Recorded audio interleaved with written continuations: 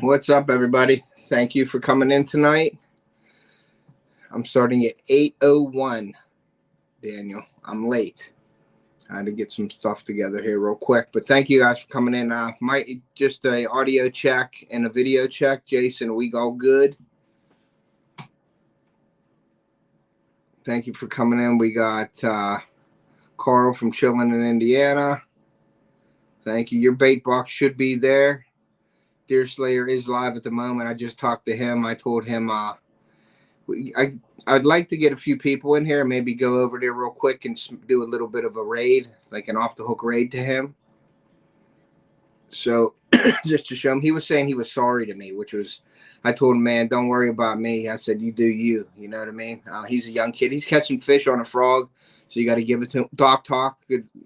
Thank you for coming in this evening, buddy. Thrill of the Gill, thank you for coming in. Gary from Jailbait, thank you. Appreciate you. If you guys would like to just go over, leave my live right now if you want. Go over, hit Deer Slayer up, tell him it's an off-the-hook raid. Go tell him hi, what's up. But make sure you come back to my live, guys, because we'll be going for a little bit here. I'm not going to keep you guys all night. We're going to do about an hour or two, probably a 2-hour live. I'm going to be talking about some things that I have. I'm going to be giving some shout outs, and then I'm going to show you how I maintain my top water lures. This is just one box of many that I have, but when you have time to do something, this is what I'm going to show you guys tonight, like changing hooks, what to look out for, how to see, when it's time to change your hooks and replace eyes and things like that. So if you guys wouldn't mind, please go over to Deer Slayer's live right now if you wouldn't mind, and tell him that Ted from Off the Hook sent you. Do a little raid, tell him what's up, tell him to keep rolling, because he is catching fish on the frog right now. And he's a young guy starting out here in the YouTube community. So let's please show our support and go and give him a thumbs up and make a comment on his live. But make sure you get back over here. So I am going to share the stream for my buddy Jason to come on up on panel with me. Jason, is my audio okay? I'll ask you that when you come up here, I guess. So hold on one second, guys. I'm going to share this to Jason here. And we're going to put this in the chat. Jason, this is for you only, buddy. There is the stream link. Man, I'm getting technical. I'm getting good at this stuff, man. The audio sounds good to me. Okay, thanks, Doc Talk with Z. I appreciate you coming in tonight, buddy. I really do. Daniel says it sounds good, so that's awesome. So I just shared the link for Jason. There he is. Boom, he popped up. He's like, there he is. Take long. Here we go. He's got the Ned hat on, my older brother. That's What's up, right. buddy? Not much. What's going on, buddy? Not much. I just got done having some good ice cream. Yeah, I know. You have what, steak today? You had ice cream. You have all the good stuff. I did. Cool. Yeah, it feels like the second day we went out camping, because that was the day that I had like 2 cheeseburgers, 2 pudgy pies, and I don't know what else I ate that day. Okay, let's clarify the pudgy pies real quick while we talk. I call them mountain pies, and you call them pudgy pies, right? Yes, sir. The same concept, same thing. What's your favorite pudgy pie? Well, my favorite is either strawberry or cherry filling, and that's my go-to. And sometimes Haley will actually, put the peanut butter in the peanut butter and jelly in there. Okay. You ever tell her to throw one of them Hershey bars in there or something and some marshmallows, make a big giant s'more? But she did do that one year. Did she? Yeah. My favorite is the apple pie filling. There's nothing better than a buttery crust with apple pie, man. So I love the apple pie filling. But a popular one here is the pepperoni and cheese with the sauce. Now there's one I haven't even thought of. So, oh, dude, you got to get the bags. My wife will hook it up, man. She gets a table out. We got the bread going. We got the butter. We got the sauce. We got the cheese. We got the pepperoni. Make it all up. Put that in the fire. You got little mini pizzas all night. Oh my gosh, yes, please. yeah. So it's definitely a good, you roll away from the fire and go to bed. Right. You don't walk away from the fire. You roll away and crawl into the camper and go to bed. Right. Yes, I completely understand that. Hey, Ottercat, thank you for coming in, bud. I'm just checking the chat real quick, see if anybody knew. Doc Talk with Z's in here. I'm glad he's in here. Daniel's in here. Awesome to see Daniel. And Carl, of course, is in here. Thrill of the Gill. Thank you for being in here. And Deer Slayer is going live now, Jason. And I told everybody that was in my chat. He had 2 people over there, but he was catching fish. He's a young kid starting out, and he's a great kid. And I told everybody if they were in here to just go over to Deer Slayer, at least tell them, hey, off the hook raid, go tell them what's up, hit the thumbs up. But they have to come back here. That's the deal. They go do that, but they got to come back in here after they show their support. What's up, KC Fish Page, brother? Thank you for coming in. Gary's in here. Thank you. Yeah, Randy's in here. You just let everyone come up, don't you? Not everyone, Randy. I'd let you come up. If you know how to work your stuff, you can come up and say hi to people if you want, buddy. Yeah, I just fixed that problem with my blurriness there, Daniel. I know what was causing it, and I just fixed it. So see, I should be coming in clear now. No, I just woke up, so that's what I thought it was blurry. I was still dreaming there. Buffalo chicken Alfredo. Is that a pudgy pie or mountain pie thing, Daniel? Because that sounds like pretty good too. That sounds amazing. Yeah, Small Water Charters. What's up, John? Thank you for coming. We got 17 people in here already. Thank you guys for coming in. We got Big Tiny's, and Big Tiny, I did send you an email. My dad and I are looking for that scent. We're gonna try to buy some scent here real soon. So that's why I emailed you. So please check out your email. Email me back and let me know what I got to do. But thank you. And we've got 2 entries since the live stream. Did we really? Yep. How many ducks? At least 1 per person. Okay, so we got 2 so far. I know there were some people in here, guys. We were just talking on JJ's live. We were announcing our duck races. Before we say we're doing it, we wanted to get some interest in how many people. We need at least 25 to do all of the prizes with the DJI mics and the prizes in the bracket. So we at least need 25. If we get more, then that makes the prizes in the brackets a little better. But the grand prize is the DJI mics, and everybody will be entered into a raffle or like a spin wheel to go into the grand prize race. It isn't like you win a race and you go to the grand finale. It's everybody that entered gets a chance to win the DJI mic. So I think that's really cool. Okay, Carl said that he's going to do 2, so that would be 3 entries. Yeah, Missouri, Randy got 2. And then Doc Talk with Z says, where do you take my money? Yeah, we're not asking for any money right now. We just want to get the interest and see how many people want to be entered. Iowa Trapper, what's up, buddy? The interest. We want to just get the interest going. And once you email us and say, yes, I'm interested, I would like to get a duck, then we will ask you, we will email you back and say, okay, we're taking the payments on Venmo, PayPal, whatever. You can send them to Jason or you can send them to me, but that's not going to happen until we talk. Jason, you can go ahead and stress more on that if you'd like. Right. And Randy said that he'd take 2. Doc Talk with Z, he'd take 2. That's great that you guys say that in the chat, but we really need you to email it to us. And Ted's email is tedpolanowskijr@gmail.com, and mine is real easy, jason@jjdrones360.com. Email one of us, because that's the way we're going to be keeping track of how many people and how many ducks we're getting. It's $15 for a duck, Daniel, and so if you get 2, that would be $30. If it's 1, it's $15. There's no break if you buy 5 or anything like that. It's just $15 per each duck, and if we get 25 ducks purchased, then it's a go. Anything over 25, that's going to make the bracket or the smaller bracket prizes even better than what we're already planning on doing. So the more ducks we have, the better off that we can go. And obviously the grand prize is going to be the DJI microphone system. Yes, awesome. And then we got Thrill of the Gill added Iowa Trappers, so they're hook setting people in here, which is great. I like to see the hook sets. You did say the $15, the email.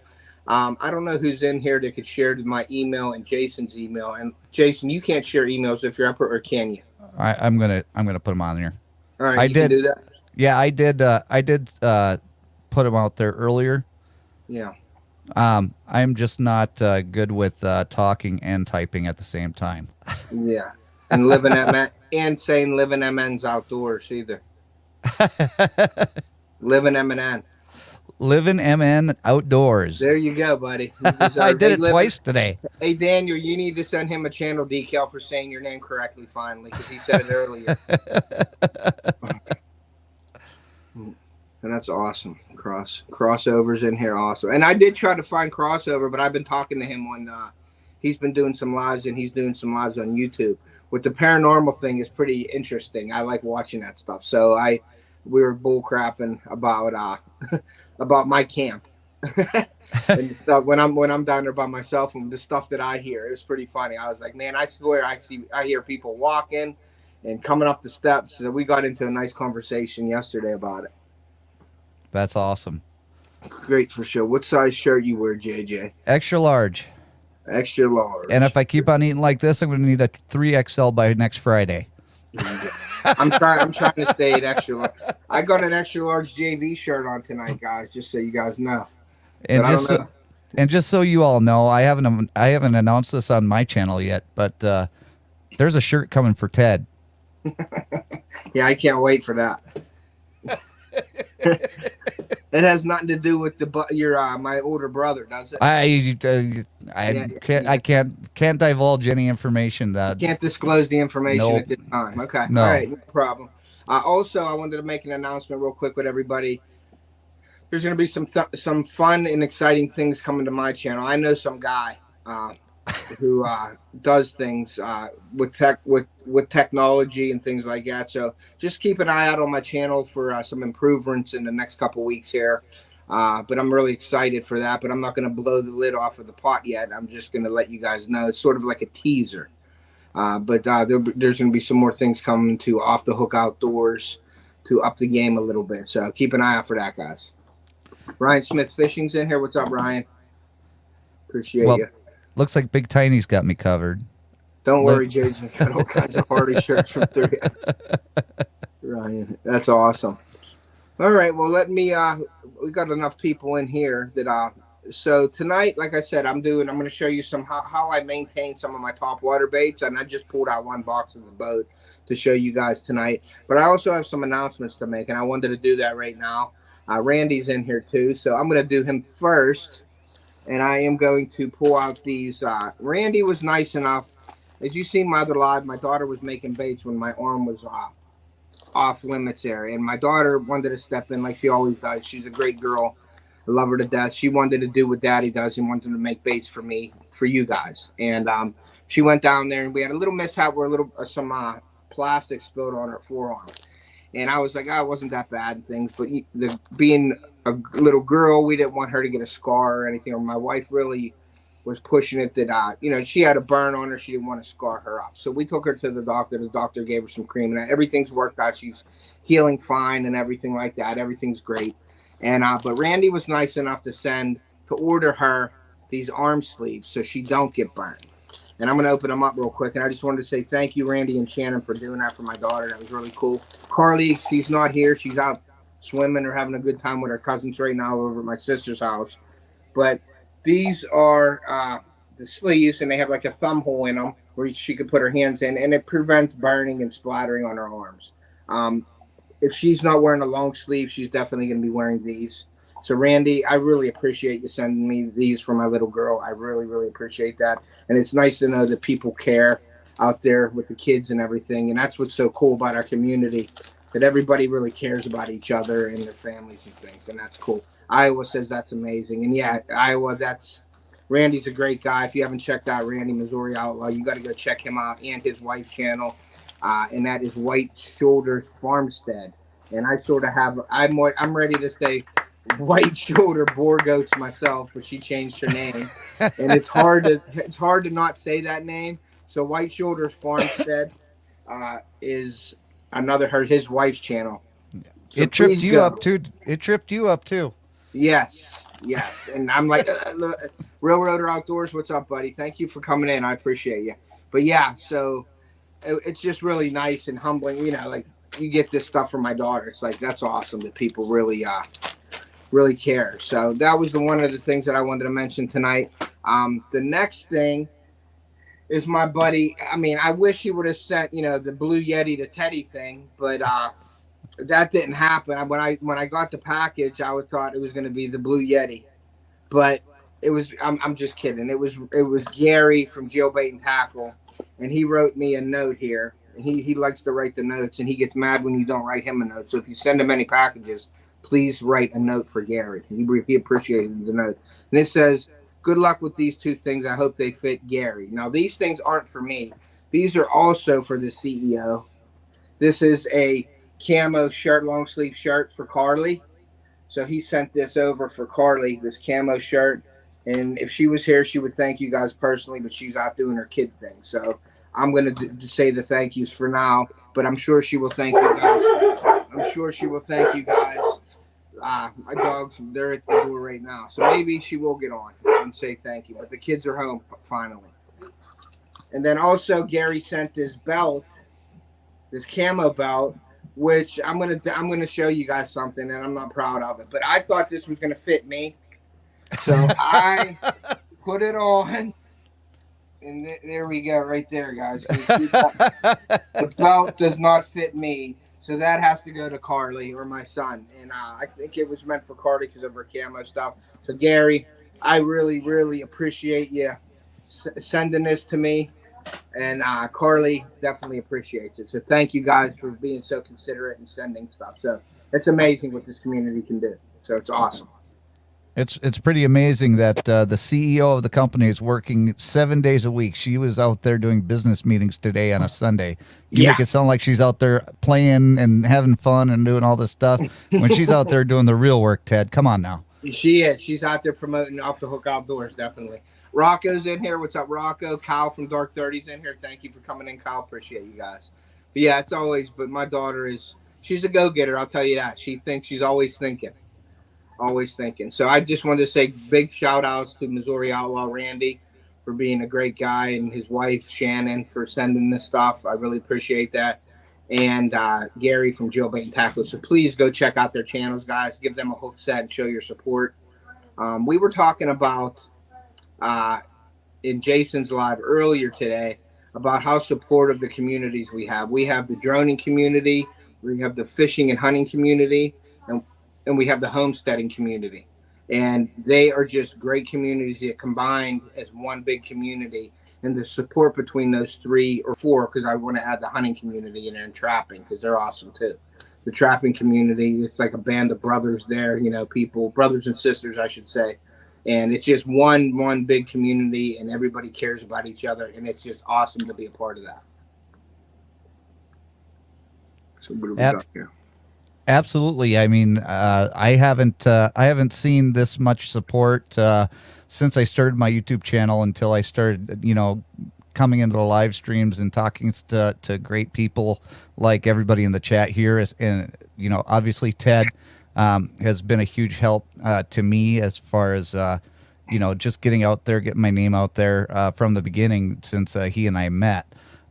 So he's been a huge supporter of mine and has given me connections to a lot of people that I wouldn't have met on my own. So, and all of you have been supportive of me. All of you are not afraid to call or email me or call me up and ask me questions.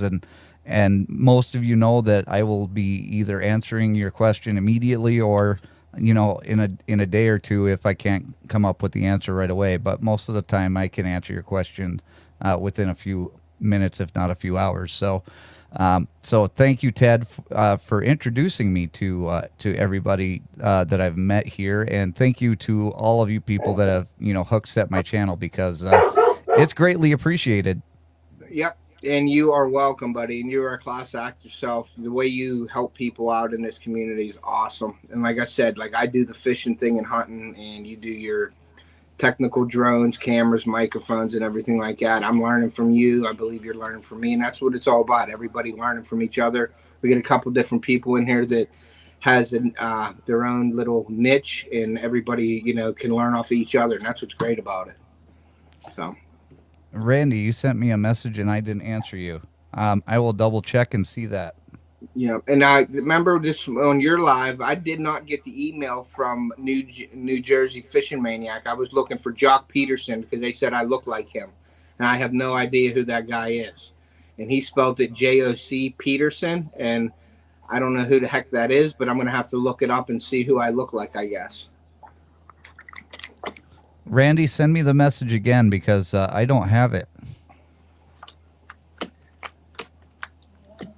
Carly, hi, Katya. Okay.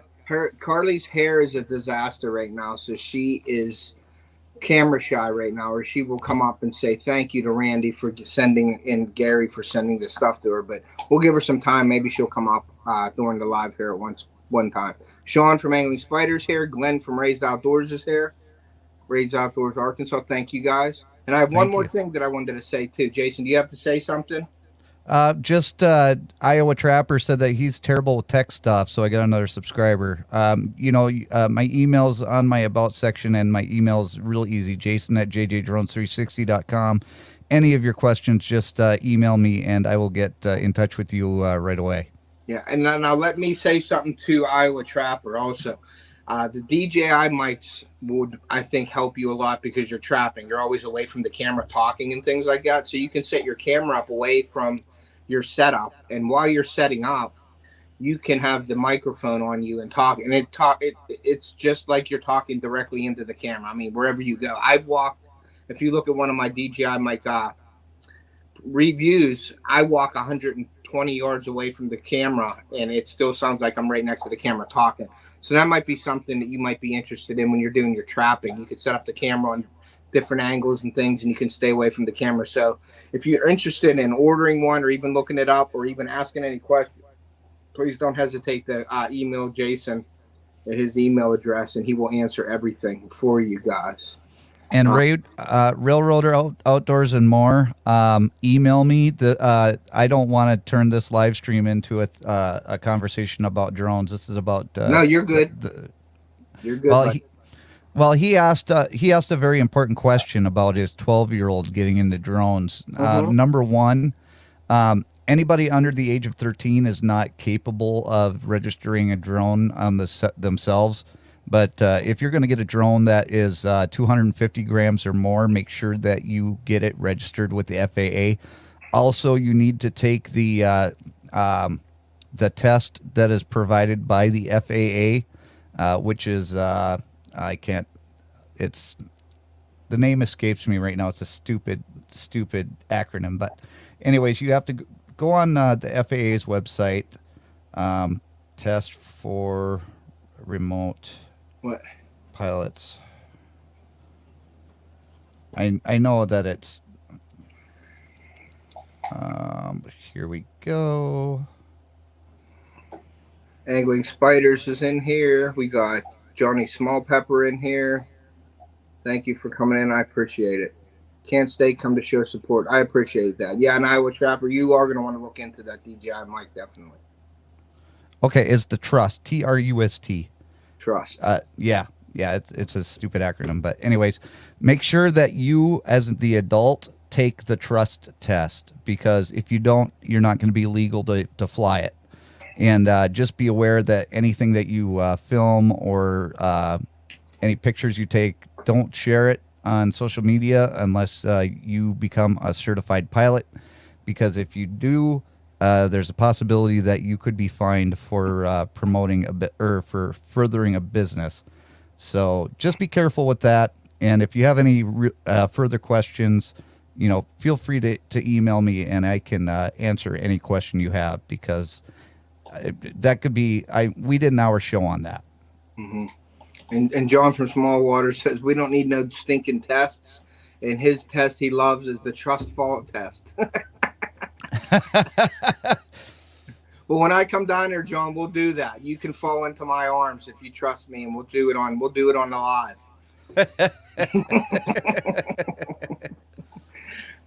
All right, yeah, and Jason, yeah, if there's any drone questions, you're the man to ask for, and there's going to be people, just your presence, there's people going to be wanting to ask you that.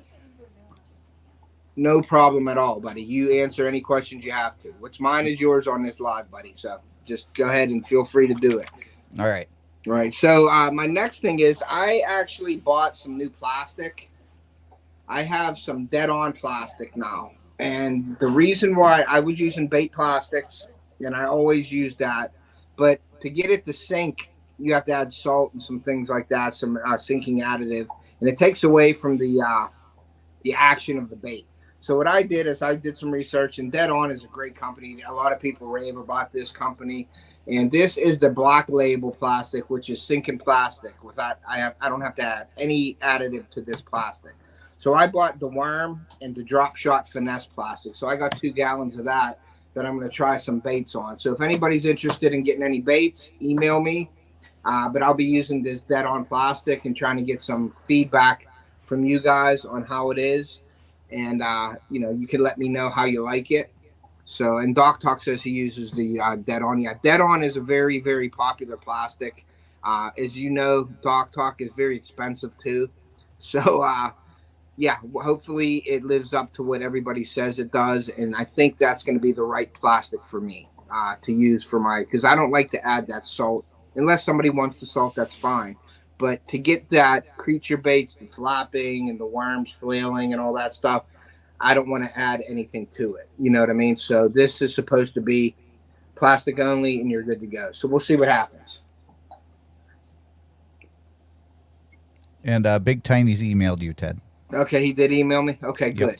Good. Okay, yep, and I will answer that email probably later on tonight after I talk with my father. I'll look at the email and then I'll talk with my father. It says I have the crawl blend for creatures. Yes, definitely. Yeah, they have, and they break it down to make it real easy. They tell you like the finesse drop shot, a worm, a creature, swim bait. There's all different plastics that they itemize for you, so you don't have to make your own up. You can just buy the plastic, the bottle with it, like the crawl tube, the worm, the finesse drop shot, and they all have their separate. So Simply Fantastic made of plastic. Simply Fantastic made of plastic. That's John. All right, guys. So yeah, so what I'm going to do is I'm going to pull out a few baits here, and I'm going to show you. And all you guys know this right here. Let me show you. All you guys know when you pull a lure out and you get this in your box, right? So you're pulling, well, you want this lure here, but you have to pull all these lures out of your box. That just means you need to go get more boxes. You have too many lures. But these are the Rebel Pop-Rs, and I'm going to try to get this off here. Okay, let me show you. And this is what I mean. And these hooks have been replaced once before. So this Rebel Pop-R, what I do is I look for, and I kept this on, I usually take the braid or the line off of all my stuff, so when I'm tying, you don't have that in, you don't have to cut it off. So I usually clean those up when I'm going through my boxes. Anything that was left on, or if somebody else used it and they cut it off and put it back in your box, you have this. So I take all that off. But there is an eye in here, as you can see, that little eye right in there. So you want to check that because they rust and they get thin. So you want to check around the plug or whatever lure you're using to make sure that your eye, and that's your connection to the fish right there, guys. So you want to make sure that that's good to go. There's no way to replace that. If that does go bad, it's basically throw the lure out and buy a new one, if that's bad, unfortunately. But you have your hooks. And these hooks here are looking pretty bad. And the reason why I say bad is if you look at this hook, you see how they're sort of spread out. They're not curved to inside. If you look right here, I don't know if you can really see that. You see how there's different, this one is straightened out a little bit. They're a little rusted, but they're not really formed right, and that will cause you to lose fish, or it's been bent before and that will just break off and you get a fish on. In this back, do you see the rust? The hook's rusting and it's causing rust on this skirt here. That's about the time when you say, yeah, it's time to get rid of those. You know what I mean? So what I do is I take a pair of split ring pliers, and it's sort of a process, and I don't want to bore you with me trying to do this because sometimes I can't do it.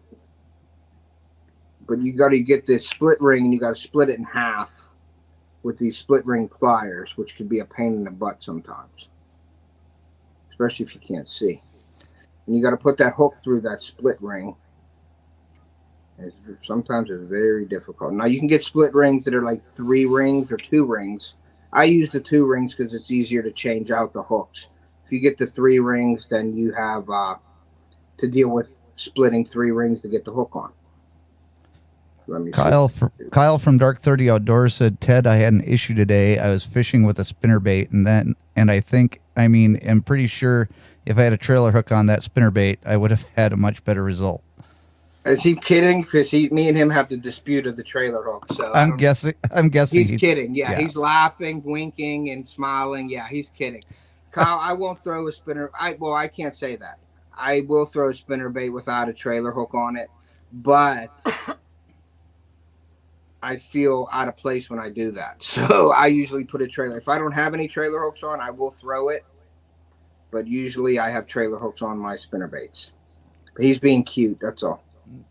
He says he's dead serious. Yeah, right. Yeah, sure he is.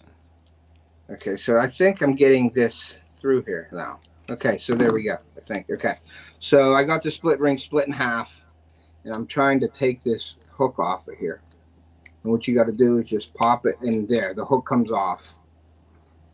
So the hook is off of your bait. With the split ring is right here, and the pliers, you have to split that in half to get the hook off, which can be a pain. But that hook is shot. It's just all bent up. It's fairly a thin wired hook, so it'll bend up and beat up. I can almost take my finger and straighten this out. That's how thin they are. So that's gone. And always don't just throw your hooks in the garbage. Put them in something or tape them up and throw them in the garbage. You don't want nobody getting hurt on the hooks. Now that is a white with some silver flash. So I have right here, and you can get these on Amazon. They're all the feather hooks with different colors that you can switch. And whatever you prefer, you can put whatever color you want on there. All the Rebel pop bars come with white. So this is a sexy shad color.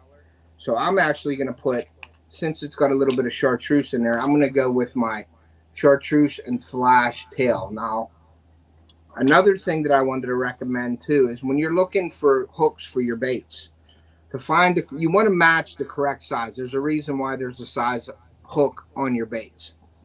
You can upgrade them probably one size or downgrade them one size. But anything after that, your lure is going to not work properly. You're going to have too big of a hooks. They're going to catch on your line in the front. They're going to wrap around each other. They'll catch each other at times. Like they'll hook onto each other under the bait, and that's no good either. So you want to sort of stick of what the bait calls for, like the specs for. And this is a size 6 hook that are on these pop bars, and I have size 6 hooks that are in this box. Different size baits, different companies use different size hooks. You can look that up online and just say, what size hook does a Rebel pop bar? Give the model number, and it'll show you the hook size. Very simple. So once you do that, you got to split this ring again, and you got to put the hook back on it, which is harder than taking it off. And now when you're going through and you're trying to buy these things from Amazon, make sure that you check out Ted's Amazon Associates links in the description of the video. Thank you. Appreciate that. Yeah, come on, baby, go on there. There we go. I think I got it on my first try. And I thought I was going to have difficulty because I'm live. Okay, and that's it right there, guys. And that's the new feather back hook with the new hook on it. And you can see it's all shiny and sharp and ready to go. And that's basically all you need to do. And then, of course, I'm not going to show you each one of these tonight. I just wanted to do a pop bar for you there with that. So I'm going to put this mess that we all know when you're trying to pull out. I'm going to just put that right back in there, and maybe I'll have Theo separate that, the old Christmas vacation thing. Here, Russ, take the knot out. That's exactly what I'll do. I'll let Theo take the knot out. Now, I only have that problem not because I have too many baits. It's because my tackle box is too small. Yeah. Now, the Chug Bug, same thing. I have a Chug Bug. I always check the eyes on the Chug Bug first. If that eye's bad, you basically throw it away. But you can see that's pretty beat up. That's all flash, but it's all rusted from the hook being just overused, for the years of using it. But they're really thin wire. They start to rust, and they just look like crap.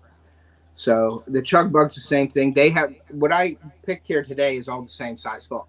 So I'm not digging through different hooks and things like that, but just showing you the basics, how to do that. And this is I guess this is sort of a frog or perch colored top water. And you guys all know, you've seen me catch a ton of fish on these Chug Bugs, Storm Chug Bug.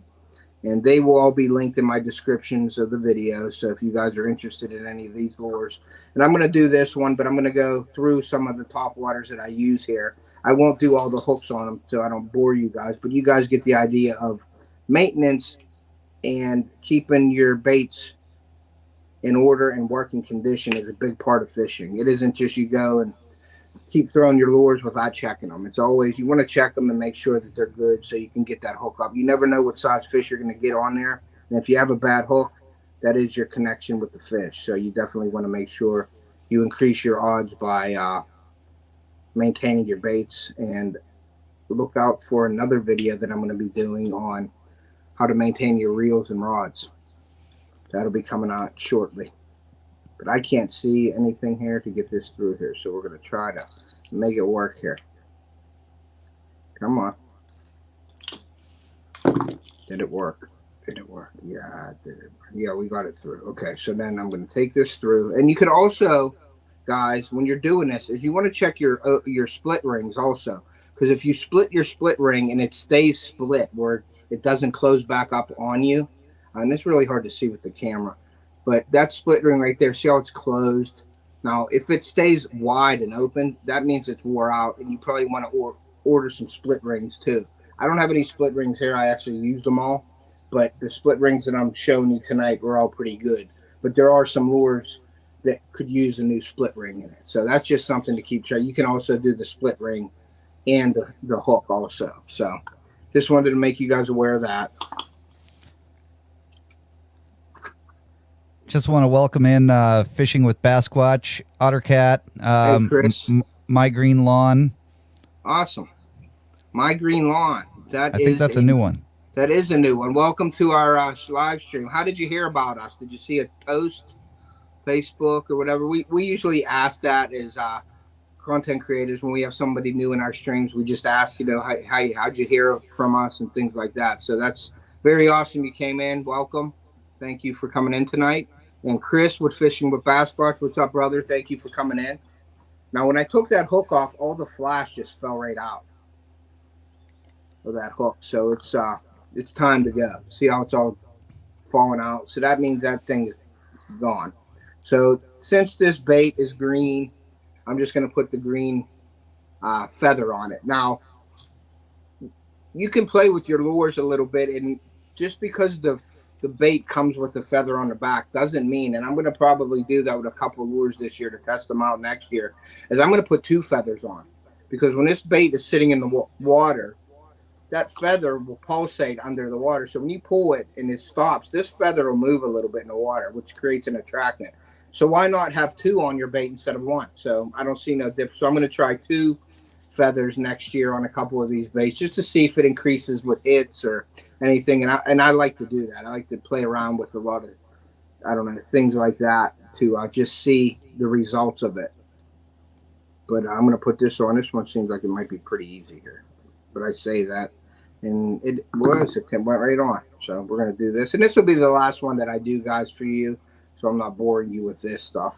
But it all needs done, guys. Don't ever, take in for granted that you don't have to do this. But, yeah, there's the green feather on the Chug Bug now. So that's what it looks like. And the front hook looks good. Now we got a brand new back hook.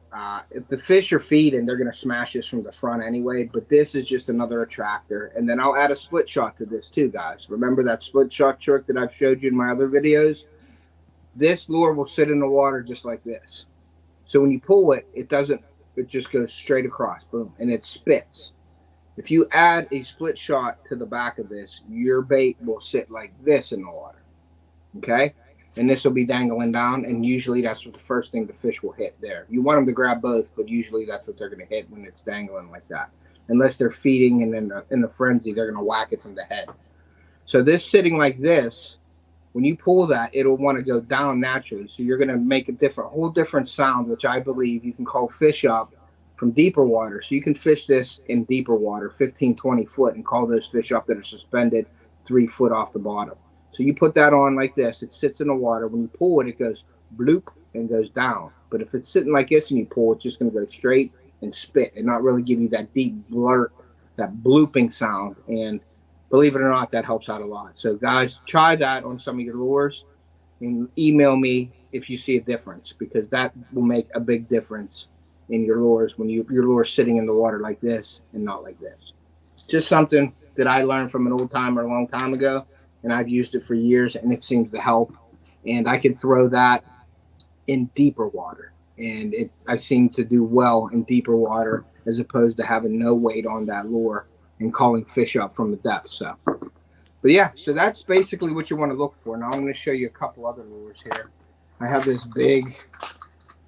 This is a totally different kind of lure than the Chug Bugs and everything. But this lure here, everybody's gonna say this is a musky lure. It's not a musky lure. It's a wood chopper, and it's from Lure Jensen. And this is a big bass lure, guys. And this is a prop style bait.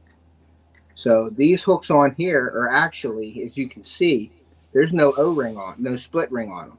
So you almost have to unscrew this off of the bait, the whole thing, and you have to buy the screw with the hook on it, or you can cut these hooks off, put a new split ring on, and then add your hooks. But the difference in the hooks, I mean, I'll show you the difference.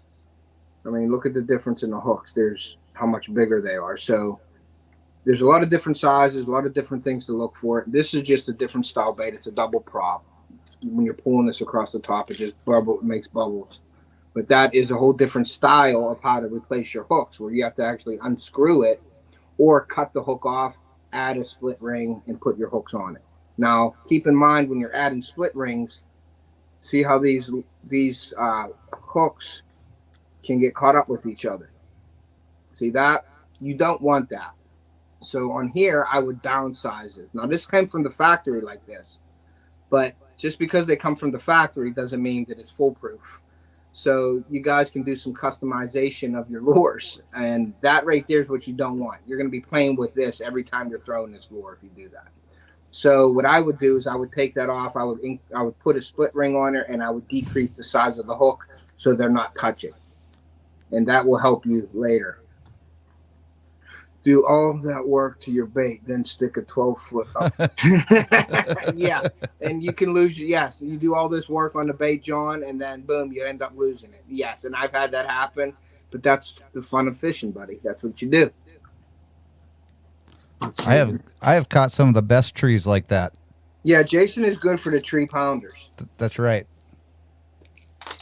Here is another Rebel popper. That's just the black, but this is fine. Now here is the split shot in the back of the hook. If you could see that, the split shot's right here, and that will make this sit in the water like this because it's heavy. Now you can mess around with different size split shots. You can go from the micros to a little bit heavier. It just depends on how high you want this to sit in the water. Now, you don't want it to sit like this. You don't want a big weight on it so it's sitting straight up and down, but you want it angled like this.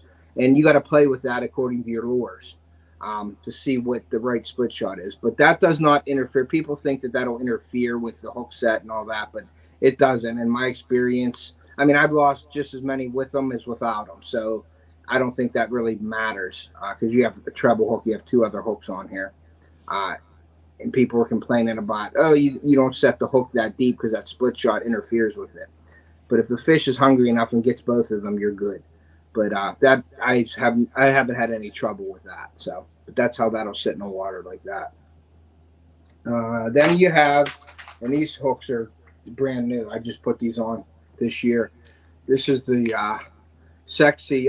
This is the Strike King. I think it's called the Big Dog or something. It has some ball bearings in it for castability, and this is a walking style bait. And these hooks on here are all, you can see how shiny they are. They're brand new, and that's that was for this year. I did them last year, but every year you don't have to do every lure because I have thousands of lures in my boat. I mean, I have a ton of lures, and I can't do it every year. So let's get to the chat here real quick. Don't brag about being Matt's friend, and Yee is no better. What the heck's John talking about? I like to use twist on lead. I never tried the split shot method. Okay, yeah, the twist on lead is good. Now the twist on lead, you don't have to add it to your hook. You can add the twist on lead to the back of your bait. The sticky lead, it's just like a sticker, but it's lead, and you could add them to the back of your lure, like right here. You stick them on here, and they'll do that with jerk baits and things too to get a buoyancy of like you want it to sink deeper and stay there at neutral buoyancy, or you want it to slowly sink, they have lead stickers that you can put on your bait. But if you want this to sit in the water, which this isn't the right bait to sit in the water like that, but if you were doing that, I just wanted to bring this out because it's big enough for you to see. On the back of here, let me get this pop bar back out of here. On the back of this pop bar, you could put lead strips on the back of this pop bar instead of on the hook. If you feel that that split shot is going to interfere with your hook sets, you can stick some lead stickers on the back of this lure and it'll do the same thing. So either one. I don't like the stickers because once they get wet and you're jerking them through the water, I have a tendency that stickers will peel off and you lose them. So I like to use the clamp on method on the hook, and they usually stay on. That's the only reason why I don't use the peel and stick lead. So there. And then also, guys, you always want to keep, and I have one of these virtually in every box I have, is a hook sharpener, a file. And I have this in my box. It's like a pen. So it has a thing for like to ream out an eye if there's pain in the eye of the lure. And everybody has been sitting there using, when you get a new lure and you take it out, you have in the eye, the front of it, you have it painted or it was dipped, and that's full of paint. You can't get the line through it. So you take this and you stick it in the eye and you ream it out, and you get the paint out of that eye, and then you can stick your line through that. And this has a slot in it. I don't know if you guys can see the slot right there, right on there. You can see the slot has a flat side for the bigger hooks, and it has a slot where you would take your hook.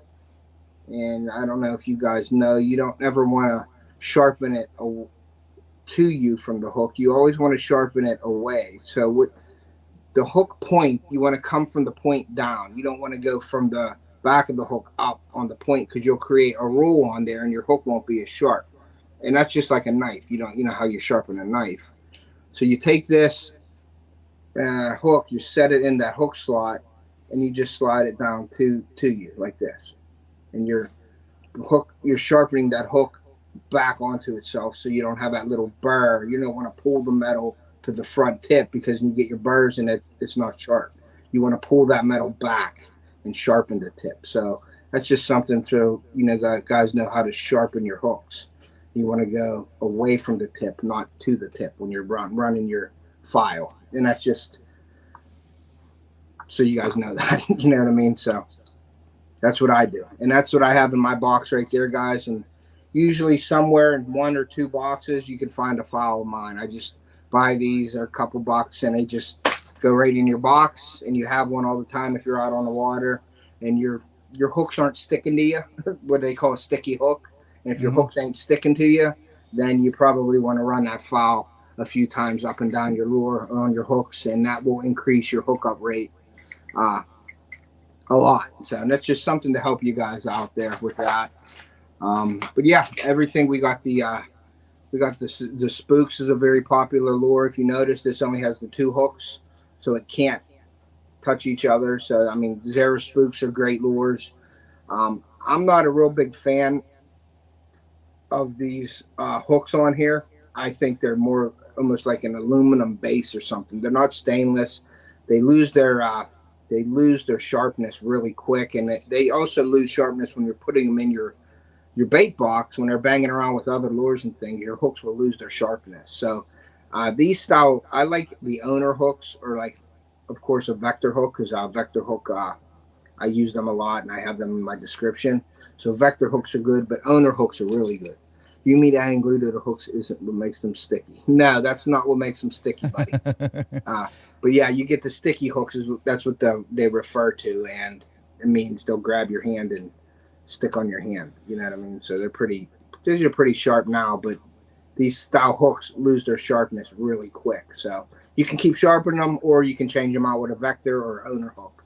And I like either one. Owner hooks are super sharp. You guys all know the big brand of Owner. But if you haven't checked out vector hooks, please go check them out. They're in my description of my videos also.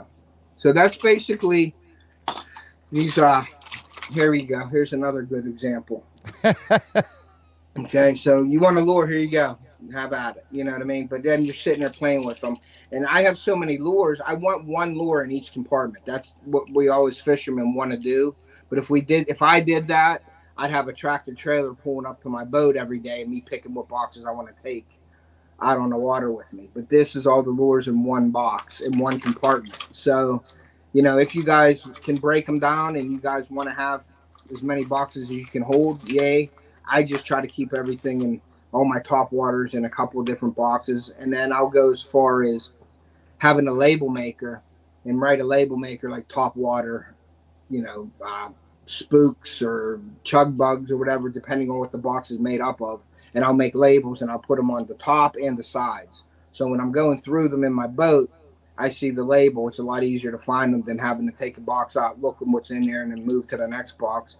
You're all written down on your box. So the label maker helps out a lot in that situation. So, but yeah, that's how I do things. So I'm hopefully you guys take that advice and check your hooks, and hopefully that'll help you catch more fish.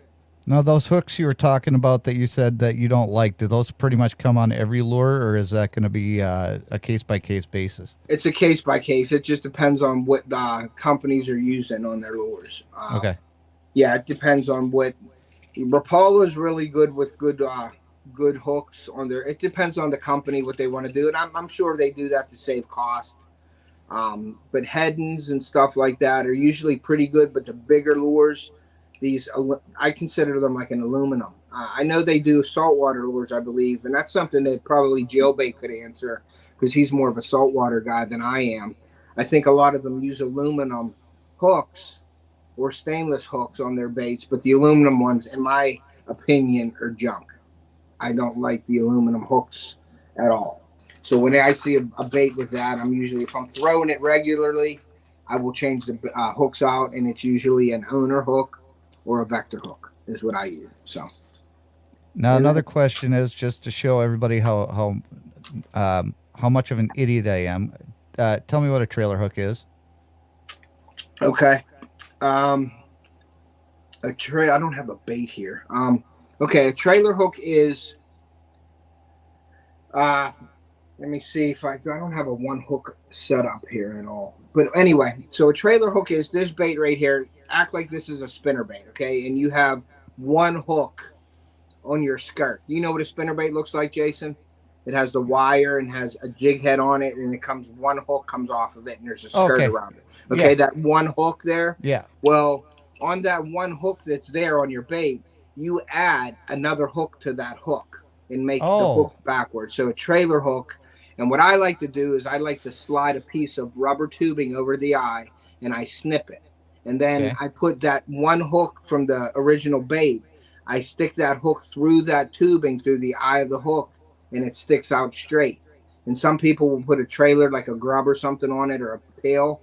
Mm-hmm. And that's because a fish will sometimes come up. In my experience, Kyle will disagree up and down with this, but he believes that the fish will hit the meat of the bait, which is the skirt and everything, and it'll catch that hook. I've had in the past where fish will come up and just swipe at it, the back of the bait, just like at the skirt, and miss it. You have that extra hook on there. I've caught a lot of fish just on that trailer hook and not the main hook. That's why I use the trailer hook. It doesn't affect the action.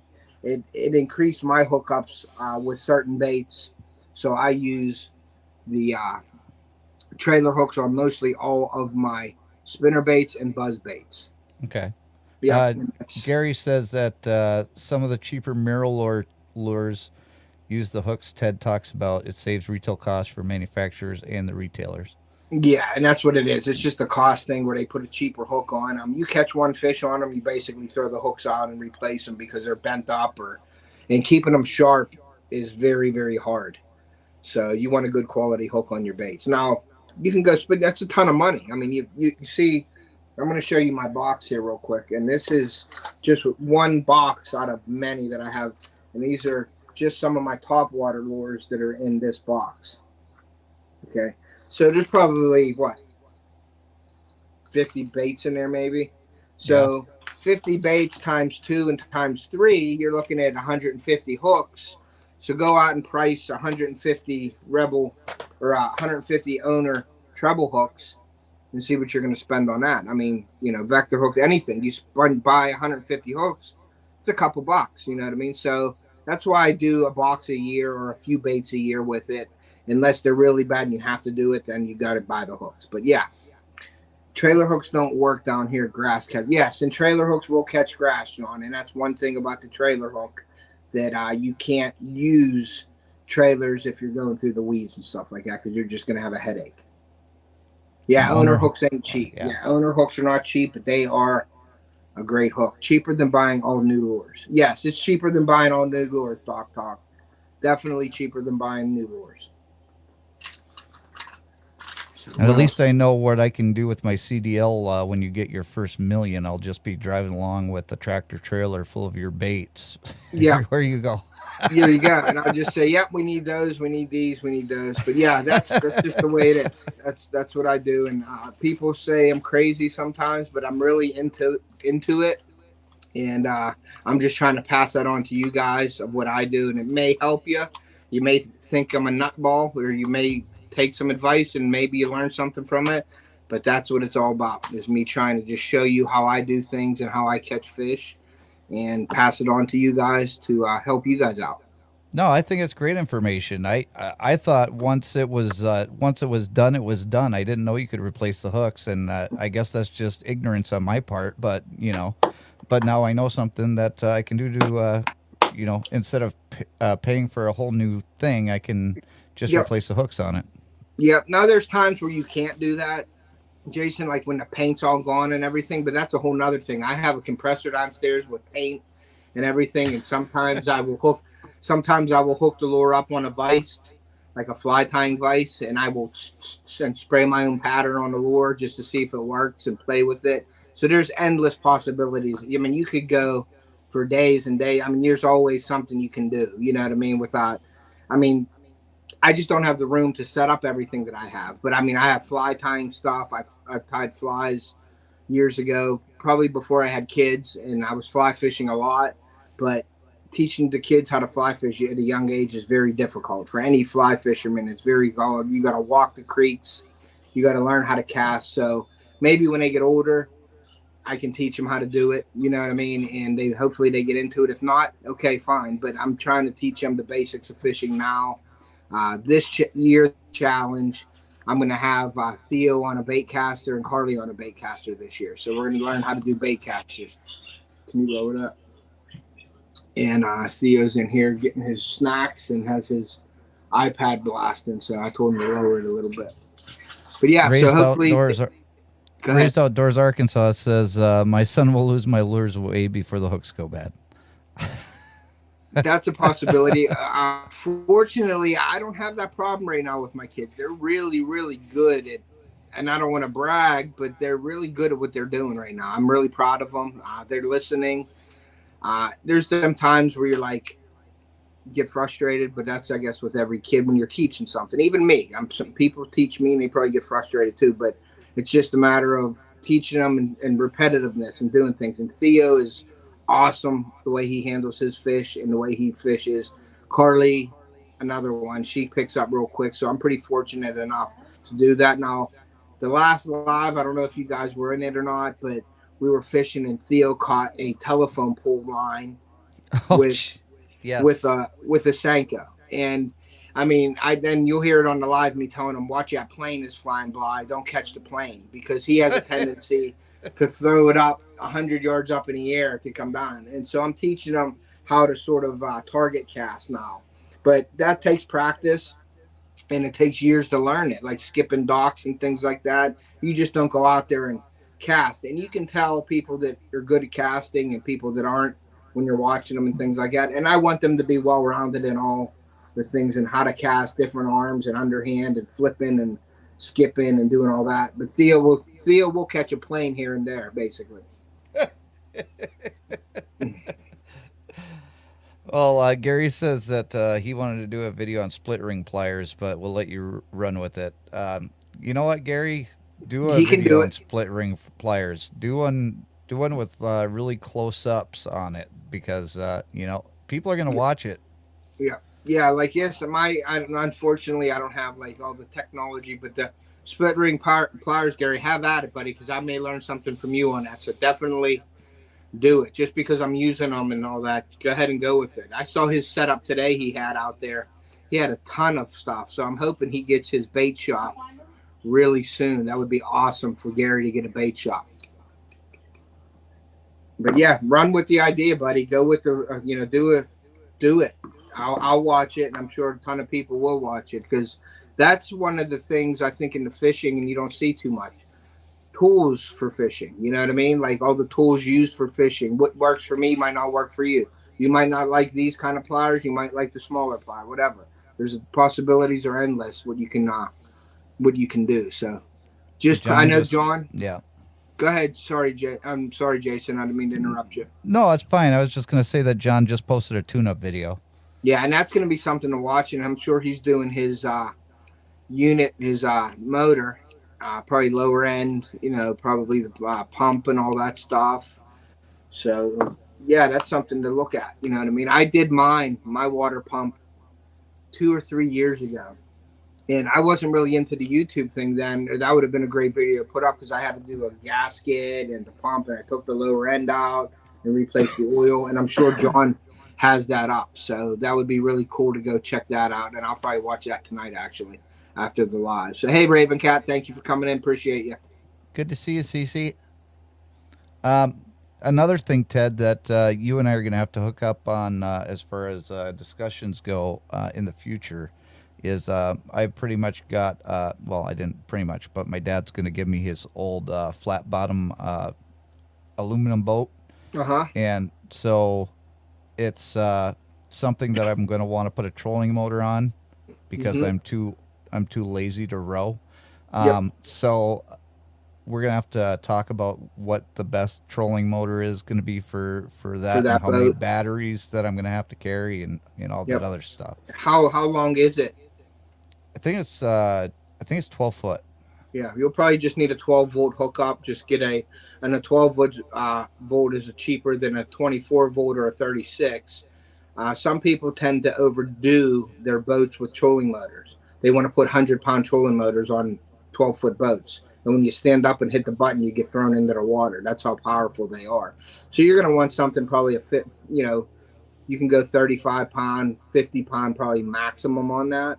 But we could always look the specs up on a boat, the weight of the boat and what it calls for and things like that. If you want a foot pedal, you want a remote control. But one battery 12-volt setup should be sufficient enough.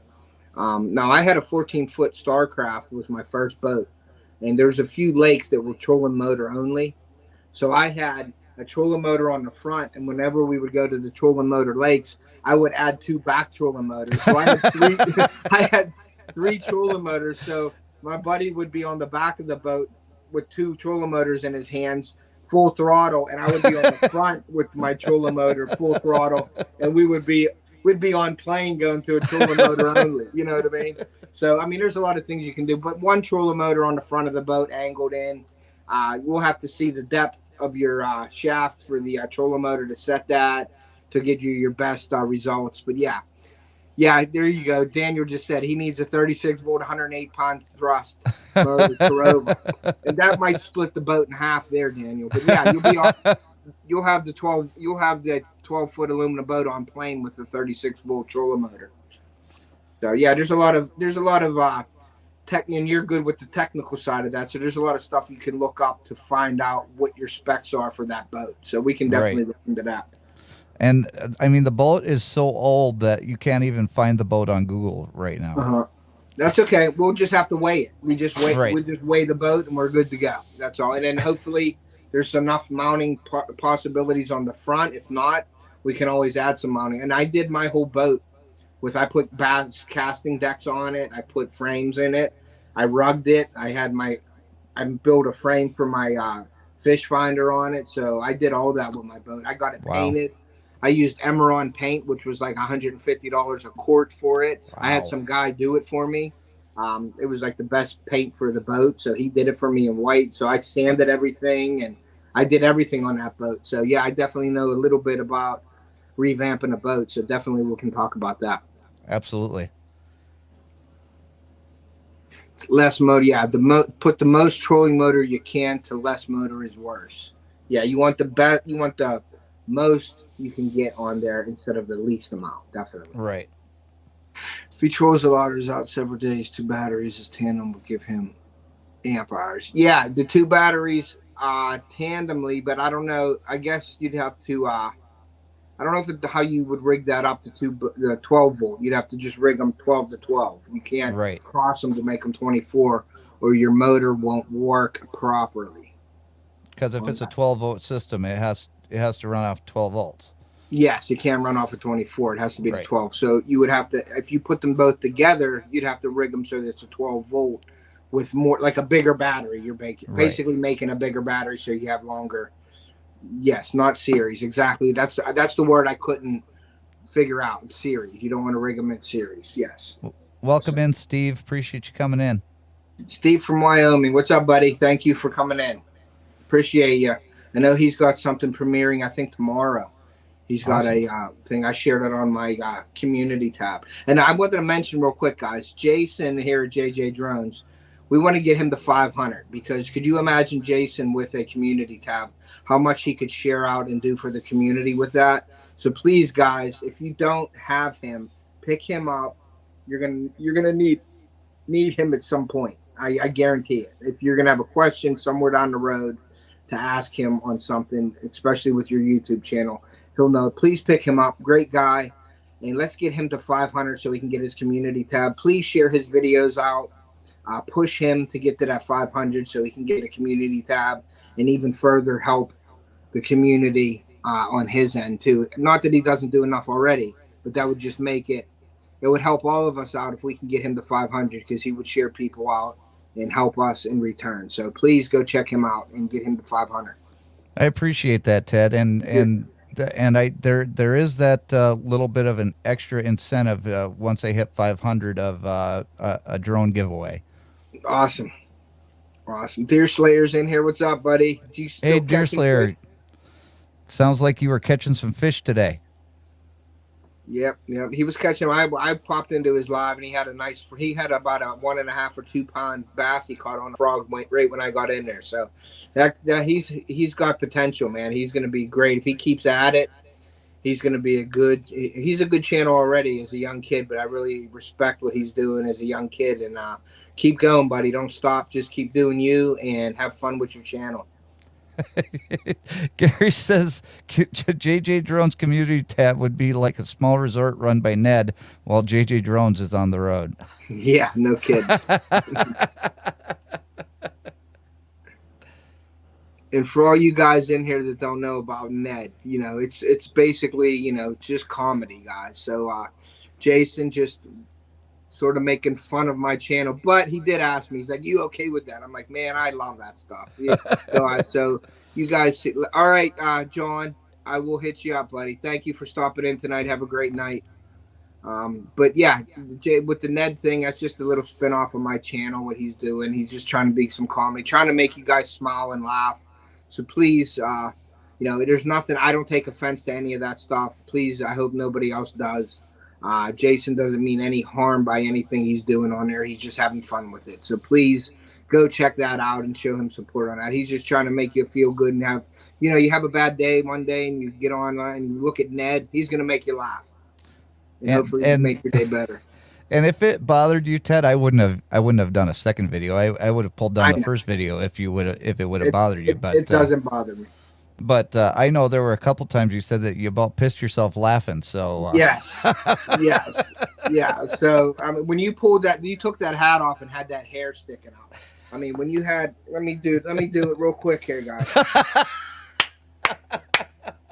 Okay. So when you had your hair like this, sticking up. Now it has to get a little longer. Now people will say my man bun is a baby man bun. It is a baby, but Jason's wasn't even close. It was a pigtail, but it was sticking straight up on his head, and I almost fell off my chair laughing.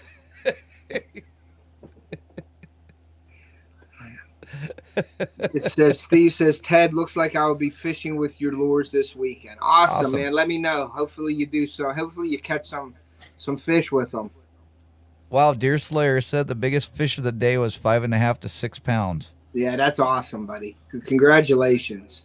My Awesome. Green Lawn said connected to you, JJ. So that's awesome. I Thank appreciate you. that. Yeah, that's awesome. We have 17 awesome people in here. Please hit that like button if you haven't already.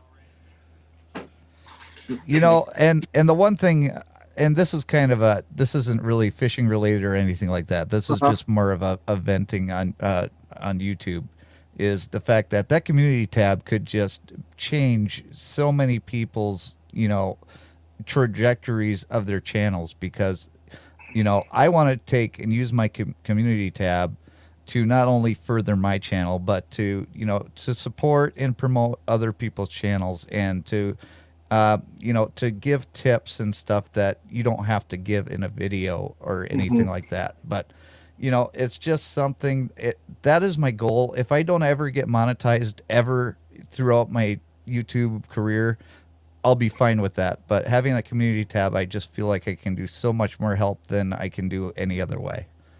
Yeah, yeah, and that's what I use my community tab for. I share out a lot of channels on that, and I believe that's what it's used for. And to communicate with the community, let them know things without having to make a video, like even mail calls and things like that. Instead of making a mail call video, you can put a picture up with pictures of it saying, "Hey, thank you, JJ Drones, for sending me your sticker," and all that. And that's what I've been doing for like the last year or two. And I figured out that's my way of helping the community also, by sharing out the people that I'm supporting on there, to get them to maybe one or two other people that wasn't watching them before, and they pick them up there, and it adds to their channel. And that's, those little things matter. They do. Right. And Raised Outdoors Arkansas, thank you for coming in. Appreciate you being here. And Mine Green Lawn, I haven't heard that yet, but if I do see that, I will definitely share that information. Yeah. But yeah, like Hog Deer, like I was doing that, and I think, I'm not saying he copied me because I don't care or anything, sort of, but don't take this. But he does sort of what I do. And when I get a sticker in the mail, I'll take a picture of it. I'll say at, Hog Deer 79 sent me this great sticker, and that gets their channel out there, and people see that, and they say, "Oh, I like that sticker. Maybe I want," and they go over and they check them out and say, "Hey, could you give me a stick?" And then that connects them two people together. So that's, the community tab is definitely a powerful tool, I think, in our community, and we should use Oh, it a lot absolutely. more. Yeah, we should definitely use Absolutely. it a lot more to get everybody out there.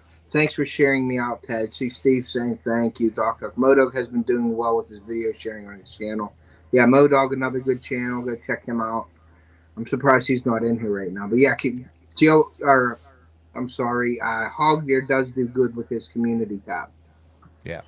Yeah. And Modog is probably still working on his video because he had a lot to go through.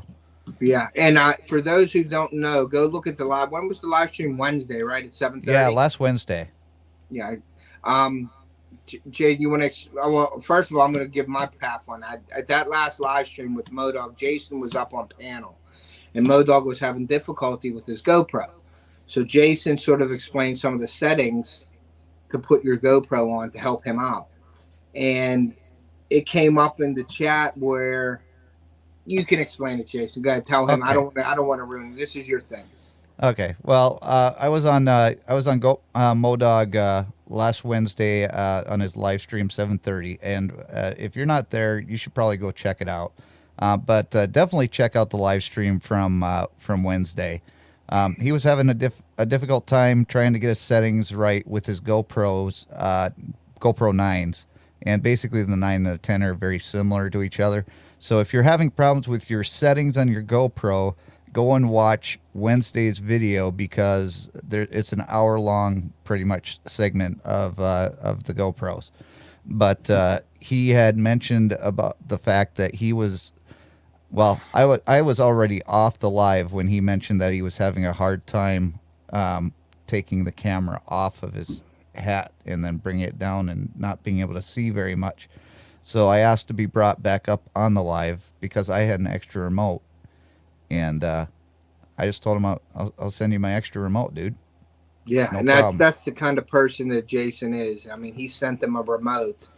I mean, it's a $50, $70 remote, something like that. He Yeah, it sends it doesn't to, matter. it doesn't matter, and that's the No. thing. I'm just saying that just to throw it out there. That's what Jason does for people. And he just improved Modog's channel just by sending him the remote that Modog was going to get. And Modog was blown away by it. And you can tell in his voice and his reactions how happy he was and how excited he was to get out and fish and use it.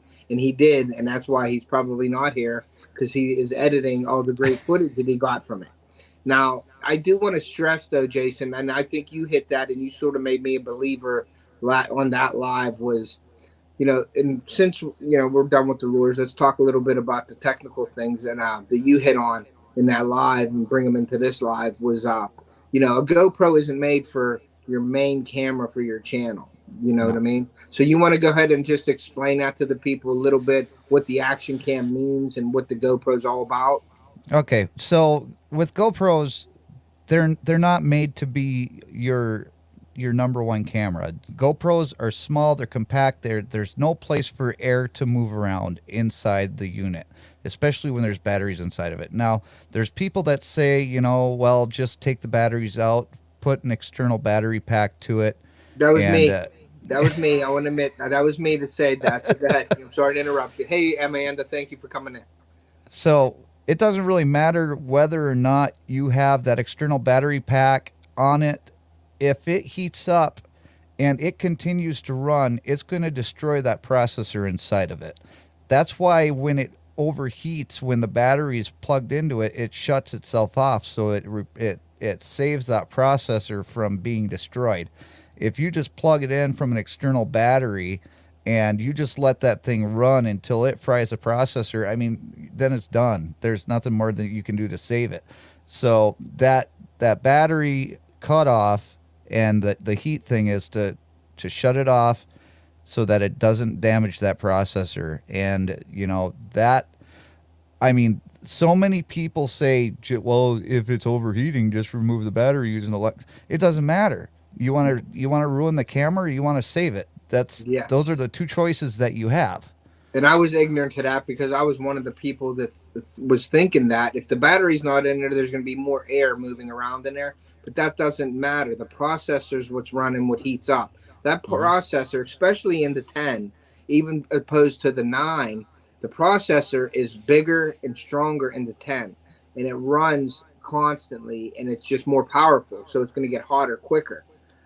So there is a few things, and JJ has a few tips on, and you don't have to mention them all tonight. I'm saying if you go back to that live and watch Modog's live, you'll be able to see there's a few things that comes factory that you can change and turn off on there so that processor isn't necessarily running more than it needs to be for what your uses are. So you can do some things in there. And definitely go back and watch Modog's live stream, because that was an hour long of explaining the processes and the settings and everything.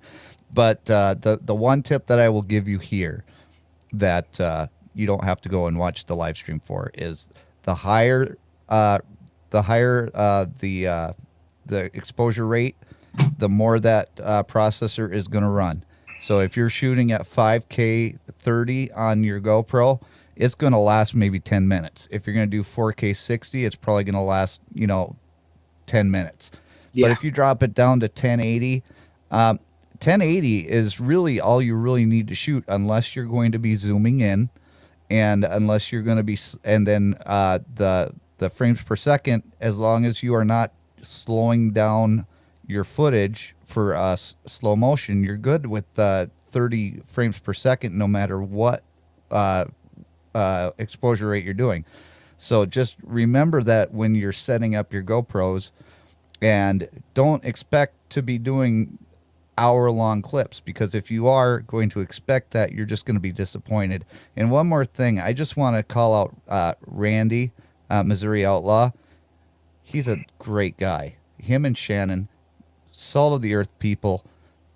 I was with I talked to Shannon for a few hours trying to help her with her technical stuff, and I didn't ask for any money. And Randy texted me and he said, "What's your PayPal?" And I said, "Randy, you don't have to send me any money." He said, "Jason, that's not what I asked you." So I sent him my PayPal, and they sent me some money, and I just want to say that I appreciate Randy and Shannon for doing that. You didn't have to. I don't ask you guys for money for the help that I give you, but the fact that you did that, it really touched me. I appreciate that. Missouri Randy is an awesome guy. He just made a comment to Steve. He said, "Steve, you're not up long enough to overheat." Because he's older. He's always taking naps. That's awesome. That was an awesome comment. But yeah, Randy and Shannon are great people. I mean, I met them through live, and we were on Sunfish Kings, and I showed Randy how to share, and be a moderator and things like that. And he's a great moderator in channels. I wouldn't want, Randy's great. Like Cecile's great, and everybody, all my moderators are great. But Randy's he's a cream of the crop also. He's a great guy. He's a giving guy. He wants to help people out so much. So yeah, Randy, thank you so much for everything you do to my channel and Jason's channel. I really appreciate that. And I wanted to touch on that GoPro. Hey, Boring Fisherman, what's up, buddy? Thanks for coming in, Ken. I really appreciate you. I don't see him much because of our schedules are a lot different. But Boring, if you haven't checked out Jason from JJ Drones, please go over there and show him some support. We need to get him to 500 so he can get his community tab so he can share us all out. Appreciate that. Yep. And so the GoPro, we were talking about that, and I have a Canon also camera that I use. I can't remember what it was. It's something 5 or something. I can't remember. So I have that too that I use at times on my channel. But my GoPro isn't my main camera.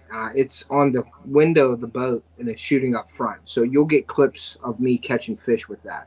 But I don't do my whole video off of my GoPro. Now, hunting situations are a little bit different. I'll have it on my chest now. It don't need to be on my head because I'm walking through the woods and I'm doing things. So when you see my channel coming up, like with my content, that'll be with the hunting videos, you'll see it on me. You'll see me walking through the woods and explaining things. I'll be using my other camera also. But the GoPro, I can clamp to a tree limb. It can show you me. And I can't climb right now because of my arm. But like setting up tree stands and things, it's nice to have that clamp. You can clamp it on, turn it on. It can show you some things. But it isn't going for an hour or 2 hours and showing things. It shows you little shots of things and like action shots because it's called an action camera. So me putting up a few things, that camera, me putting up my tree stand might have 2 minutes of that, stopping it, me maneuvering to catch another shot of me putting in the seat or strapping it. But it's never running for more than 10 minutes, I'm going to say, at the most 10 minutes running. It isn't just constant. Now, when you have a looping mode with fishing, that's a little different because the processor is running. That's why I do like the voice command to shut that processor off. It's still on, but it isn't running the processor until I tell it to run. But then you risk the chance of missing hook sets and things. But then you have that hindsight where when I'm saying GoPro record, and I'm already got the fish on right here. Well, it records, 30 seconds, 10 seconds before. Yeah, it's like 10 seconds before. 10 seconds, which don't ask me how that even happens, how it can do that or how it knows. But that 10 seconds before I tell it to go, I'm getting the hit or I got the fish. So when I say GoPro record when I hook the fish, that's set 10 seconds before usually catches that hook set with me. And then that's my content for you guys. And if you look on my beginning of my videos, a lot of those hook sets, that's with the GoPro on the front of my boat. So I'm catching all that. And that's with the hindsight. That's with me getting the hit, setting it, and saying, GoPro, start recording. And it catches all that hook set and everything. And that's the front of my video. So that's where that hindsight comes into play, which is an amazing feature that GoPro has. And I don't know if that's on all the GoPros, which you can answer that, Jason. I know the 10 has it. I don't know if the 9 even has that. I think the 9 has it and the 10 has it. And the hindsight is so helpful for people like you that do the fishing because it does have that capability to go back in time almost. And so it does make it easier, and that way you're not burning up your battery or your processors either. But when you're talking about doing the hunting and stuff, the weather outside is not usually as hot as during the summer, so that does allow you a little bit more time too when you're doing your shooting. But again, I'm gonna suggest to you that unless you're going into zoom in or unless you're going to be slowing down the video, just start off shooting at 1080 30 and see how that looks. And I'm pretty sure you're not going to see much difference unless you're actually going in for an action type shot. So Yeah. like setting up your tree stand and stuff like that, that all can be shot at 1080 30. Yeah. But if you're going for a shot with a Yeah. deer, Lower that a little bit. then you're Good. going to I'm want sorry. to do that's all right. Then you're going to want to do 4K 60 or the 5K 30. Yeah. Now I'll use the 4K 60 when I'm doing my video when I do it from the front because I can with the 4K 60 I can zoom in. I don't lose anything, but it's Right. not running all the time. I don't have it running all the time, so I can do that with my voice command. Okay. That's the only reason why I run it high like that is Right. because if I do want slow motion now. That brings me to another point after we do this. So remind me to ask you something after this. But yeah, I'll Okay. shoot the 4K 60 on the front of my boat there, and a lot of that stuff that you see at the beginning is 4K 60. Like, Okay. but the musky jumping was off of Geo's because he was videoing it as I was fighting the fish, and Mhm. that quality you can tell on. Hey Becca, thank you for coming in. The quality goes from my hook sets, and you can see it. You can definitely see it in the video. The Yep. quality from all my hook sets, and then boom, when you see the musky come out and jump, and then it goes back, that musky jumping is a little bit hazy until it goes boom back to the live shot. So I Yep. use Geo's off of his camera, and transferring data from camera to camera to camera decreases the quality in that. So if you guys can, if that's one thing that I have to say, being a dumb tech guy here, is when you're transferring and pushing that video to the next one, and like it's going to decrease the quality of that, and you can tell. Not necessarily. Okay, Not if you use something like Google Drive, the quality is okay, not going to be diminished it's going whatsoever. to stay. Okay, well It's that's going to good to stay the know. same.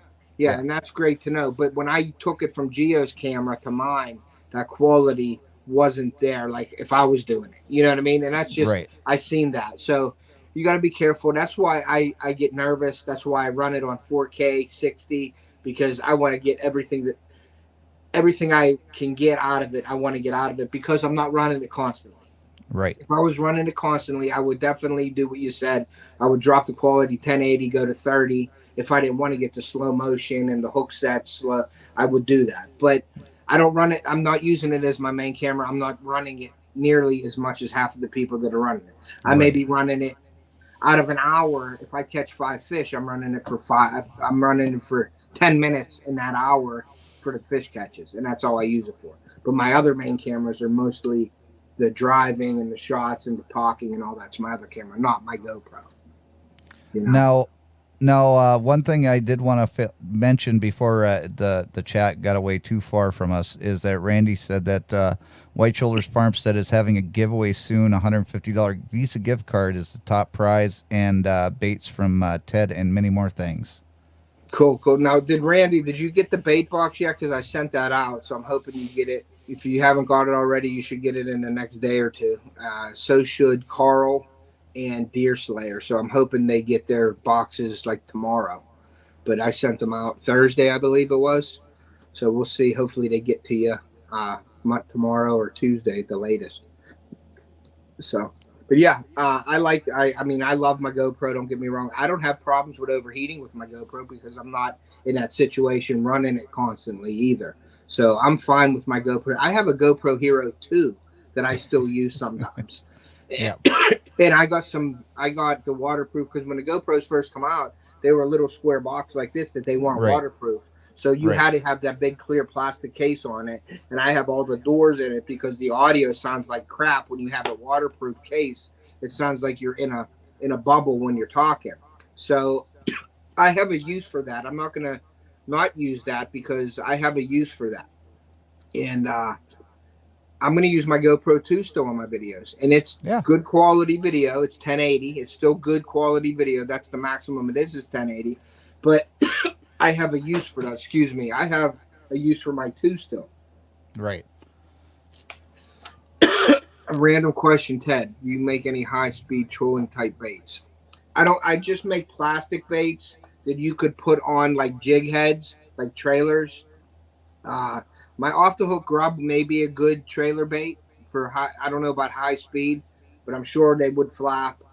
My Bang Bang shad or 4-inch shad that you can use on there for trolling. I don't know high speed, how much, if they would go out of whack or not from the high speed trolling or not, but I don't make any big baits that can handle high speed trolling for like musky or anything. But I'm going to say 3 to 4 mile an hour, probably maximum with the baits that I have. One suggestion that I have for anybody that's thinking of using their GoPro as their main camera, go go research just a simple gimbal. You don't even have to go get the DJI gimbal. Just go find a simple gimbal that'll keep your phone on access, because you can find one, relatively cheap. You can find them all the way down to like $25 and all the way up to, $500. But, the DJI OM5 is my gimbal of choice, and I use that. And it's not perfect by any stretch of the imagination. I've had to return it twice now to get the motors fixed on it. But at least their customer service is great, and they do fix the problems if you report it. But just go find a gimbal. Use your phone if you don't want to go out and buy a DSLR camera. And, if you do that, you're gonna save your GoPro cameras for the actual action shots, and it's going to save the batteries on those or not the batteries, but the processors on those GoPros. Yeah, and then what the gimbal? Can you explain this? Is that for the steadiness and everything? Like, what is the gimbal used for? Just for people that don't know, and I probably don't know half of what you're going to say next anyway. So I want to know myself. Well, I mean, most of the phones now, like the newer phones, they have video stabilization on it, okay? And, I mean, that works okay, but you're not going to get the same steadiness as you'd get on a gimbal that you put your phone into. Gotcha. And so and then all of them have little, quirky things that you can do with them and everything else. But mainly the big thing that I use my gimbals for is just to hold the phone steady while I'm walking and I'm talking and I'm, showing the areas that I'm in and stuff like that. And it's something to plug my DJI microphone in, not sponsored. Plug. But it is a plug. To plug in the DJI microphone in, and put all my audio in, and it ends up being a much better deal, because I'm not getting frustrated because of the GoPro overheating, and my phone is doing a good enough job because it's already shooting at Ultra HD. Yeah. I mean, even some of the older phones are still shooting in 4K. I think you can go back about 5 years and phones are still shooting in 4K. So there's no reason not to. Yeah, right? Yeah, I shoot with my phone. I have an iPhone Pro Max 12, and that's just as good as any camera out there right now. I mean, if you have something like that, you get a gimbal with it, it'll just up your game with that. And I have 4K on it, and it's great. I mean, I use that as a phone too. But my Canon is nice also, but it's bulky sometimes. And right, you have a bulky camera around, and sometimes you just want your phone in your pocket to catch something. But if you have a gimbal, if you're walking, like you said, you don't get the old, like the jumping around, and you got that gimbal that keeps it steady as you're walking, and through the woods you're walking, you're not seeing trees go by, and you're gonna have a convulsion or break into a seizure with all that. So I get it with that gimbal. Now I know, with the phone, and that might be something in my future for when I'm using my phone for certain situations to put on, you know what I mean? And that'll increase your stability. This phone here is the S22 Ultra. It shoots 8K. 8K. My computer cannot process 8K. Okay? So I don't ever shoot in 8K. I mean, unless you have like a gaming laptop or something like that, you're never going to be able to process 8K footage into a video unless you have like really good, super high quality software. And I do bare bone software on my computer. Yeah. Robert, how you doing, bud? Wildcat Rigs, thanks for coming in. Sorry to interrupt you, JJ. I'm just saying. That's fine. Yeah, no, that's like, and that brings my next question. What do you think? My GoPro shoots 5K. Oh yeah. Yep, and I like the 5K 60 because of or 120 because the slow motion is incredible on it. But you Right. can't. What about the YouTube now? Transferring that to YouTube, the slow motion seems to work, but I can't process 5.2. I think that's what it is. 5.2K on my GoPro. I can't put that into YouTube, correct? Unless you rename files. Well, you can put it into YouTube, and it'll take longer for it to process. But it I only mean, gets you to 4K though, right? yeah, It'll dub it down. it's you're never going to get anything higher than 4K on YouTube. Yeah. So what's the point? What's the point? And that processor would just be in overheat mode with 5K, Right. 5.2K. So Well, that's what I was. Go ahead. You saw the tree fall yesterday on Ned's video. Mm-hmm. That's 4K 120. Yeah. So, you know. Yeah, that's awesome. That's awesome slow motion. That's all you need. Yeah, that was clear as a bell. Yeah, it was awesome. It was awesome. And that's what I like about, I do like, don't get me wrong, the 5.2K in slow motion with the 120 is great. You know what I mean? But YouTube only will process the 4K with the 120. So why would you want to video just because you have it? And that, I don't know what you would use it for. I really don't know how the 5.2 would increase anything unless you have, I don't even know. It won't work on YouTube, period. So if you downloaded it, you get the 4K, the 120. That's all you're getting out of your GoPro. So why run that GoPro at 5 and mess up and overheat your processor? Do you have a TV that runs anything higher than 4K? Nope. So the only thing that would play that video in its quality would be your phone. And not even through YouTube though, because YouTube only goes with 4K. No, so I'm saying if you put the video on your phone, you could watch it there in the 5.2K. Yeah. Because of your phone resolution. Yeah. But anything else you can't put it on a TV, you can't put it on YouTube, wasted. You can't. Yeah, there's no point. What I'm saying is, don't let that 5.2 say, "Oh, I'm going to go buy this 10K or I'm going to go buy this GoPro because it shoots 5.2K." That's awesome. You ain't even going to use that. I mean, the GoPro 10 has its other features, and there's reasons to buy the GoPro 10 other than that. A lot of people look at that and say, "Oh, it's got 5.2K. It's going to be so clear when I do this," and that's just a falsity that you're not going to use that on YouTube. So don't base you buying the GoPro 10 on using that 5.2. Base your GoPro on the stabilization, the linear, the wide angle, all the good stuff that it has, not that 5.2 is what I'm saying. Correct. Yep. Okay. See that? You learned something from me. Yeah, there you go. There you go. But yeah, hey, Gary, thanks for coming in, Gary. All right, Gary. I don't know. I'm thinking Gary might be taking naps now, too. He's going to bed early. He might be in Steve's level here where he's going to bed, but I know he gets up early. He's an early guy. So, Gary, I appreciate everything, buddy. Thank you for the shirt and the belt and everything you do for the channel. I really, really appreciate that, buddy. Yeah, and I have to take off too. I have to go say goodnight to the wife and But definitely message me when you're done, and I'll give you a call so you can ask me that question that you have to ask me yet. Yeah, that's cool. Thank you. Okay. Thank you, Ted. I appreciate you for bringing me up.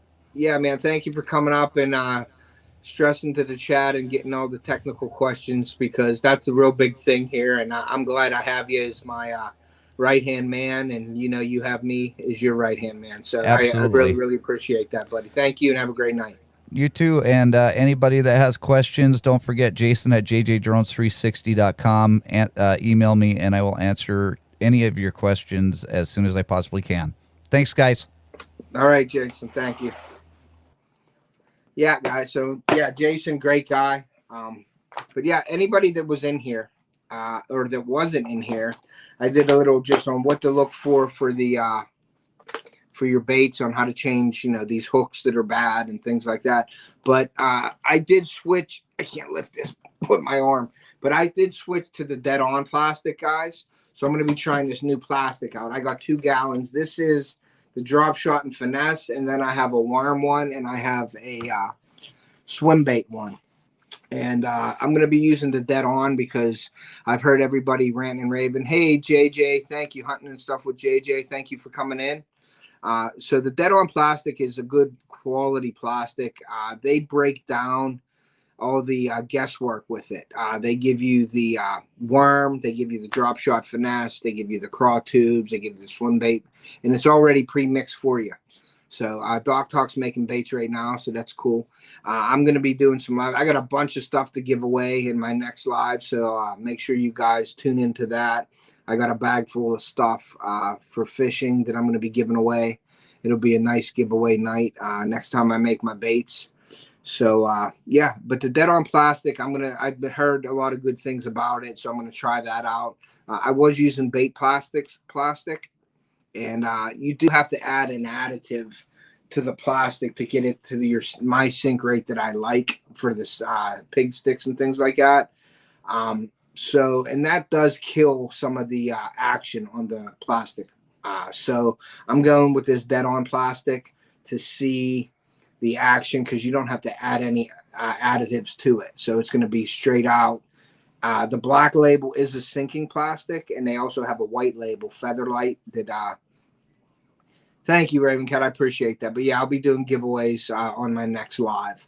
But yeah, the white label is a floating plastic, and the black label is a sinking. And yes, you are right, Doc Talk. It's supposed to be, and I haven't used it yet, but you're supposed to get, like, when you have your white, and you should know this, when you're reheating your whites, it turns yellow with other plastics, and they have some kind of additive in this plastic that you can reheat plastic, white plastic, up left and right, and it doesn't turn yellow, and it holds its color. So hey, Richard, thank you for coming in, bud. I appreciate you.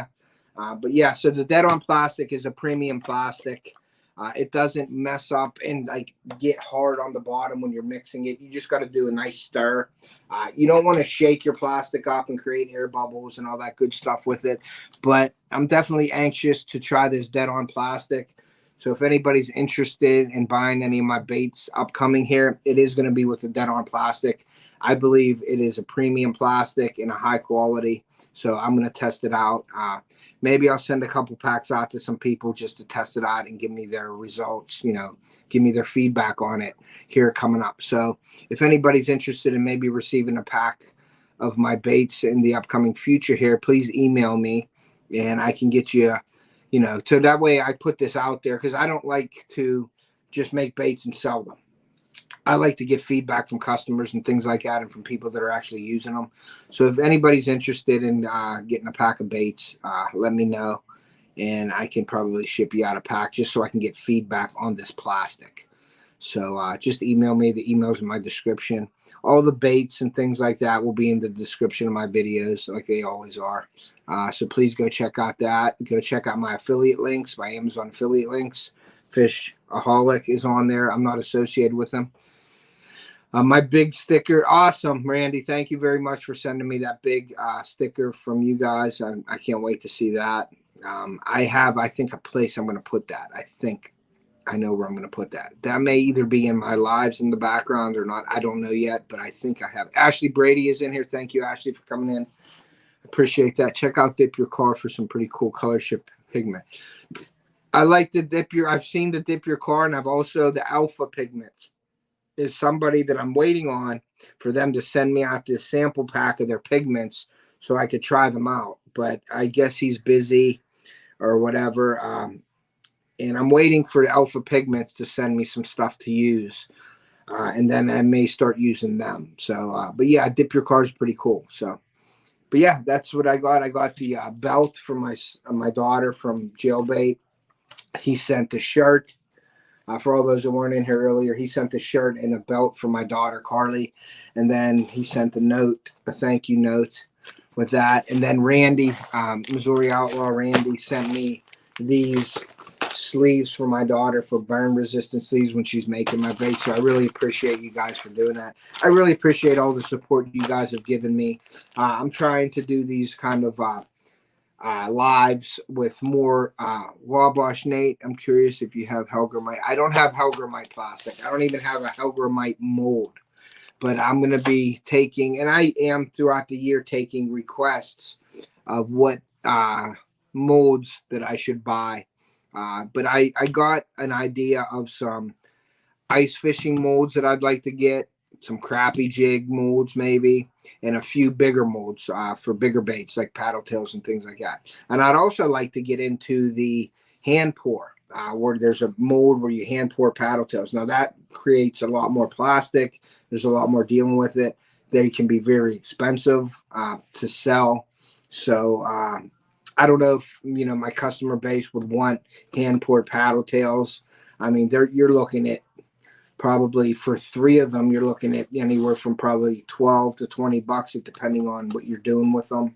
For 3 of them, different sizes, they're different baits. The cost of mailing things out has went up, so the cost of shipping stuff is pretty tough right now.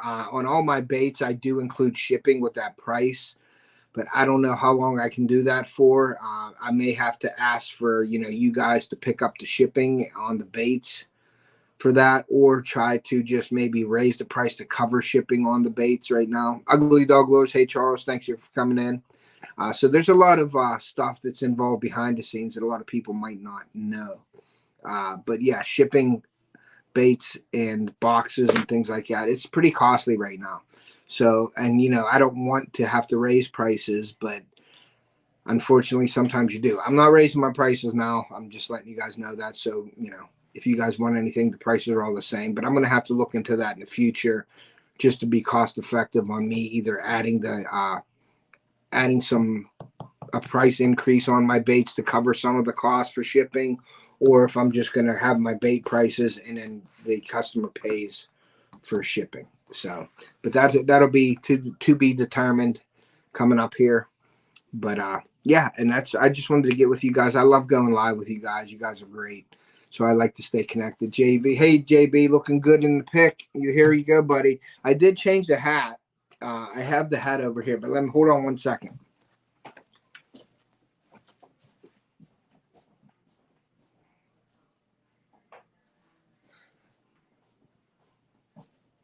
So I got JV's gear on here. I got his shirt, and now I have his hat on. And I had this hat on all day today. I was out and sporting the JV gear, comfortable stuff. If you guys haven't picked up my buddy JV, go check him out, man. He helps the community a ton. He does a ton of giveaways and helps you out. But if you need something, man, you just ask JV, and he will definitely help you out. But go check out JV Outdoors. I shared him on my community tab today because I was sporting his gear today. So I got that out there. I took a picture, and then I actually texted him a picture also. So yeah, I love the stuff. I got the beanie. The beanie's going to be ready to roll in the winter here for archery season. So I got the beanie hat. Danimals is in here. What's up, buddy? Literally slept the day away. Yep. I guess you were out having a good time last night, huh, Dan? But yeah, thank you guys for coming in. Hit that like button if you haven't already. I appreciate that. I just did a little short video or a little demonstration about changing hooks on the baits, but you can see that these are all just falling apart. So it's time to change the hooks on here. I did a little segment on how to do that with your split ring pliers and things like that. So hopefully you guys took something out of that, and you guys can use it for yourself. Get yourself, you can order these on Amazon. They'll have these all in the description. These are just feather hooks. These are number size 6 that are good for Rebel Pop-Rs and Chug Bugs and things like that. So I put them on the back of them, but there's no reason why you couldn't put them on the front either. I caught 6 fish, biggest 2 were 12 pounds. That's awesome, dude. He caught 2 fish, 12 pounds. That's great. So, but yeah, that's what's coming up. And like I said, I'm doing more lives with these like how-tos and just showing you guys how I do things. And hopefully you could take something from it. If you guys have any suggestions on something that you'd like to see from me, please email me, and I can do a segment, or I could research it and do it for you guys. My buddy Jason with the JJ Drones, he's the technical side of the Off the Hook Outdoors.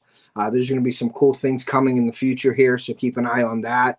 My next bait making live, I have a bunch of stuff to give away, so definitely keep an eye on that for giveaways and things like that coming up here real soon. I got a big bag of stuff, lures and things and hats that I want to give away, so definitely keep an eye on that. I appreciate everybody being in here, spending your evening with me. I really do appreciate that. And another thing is the just we were talking about the community tab. If you guys can get anything out of this, is share people out on your community tab.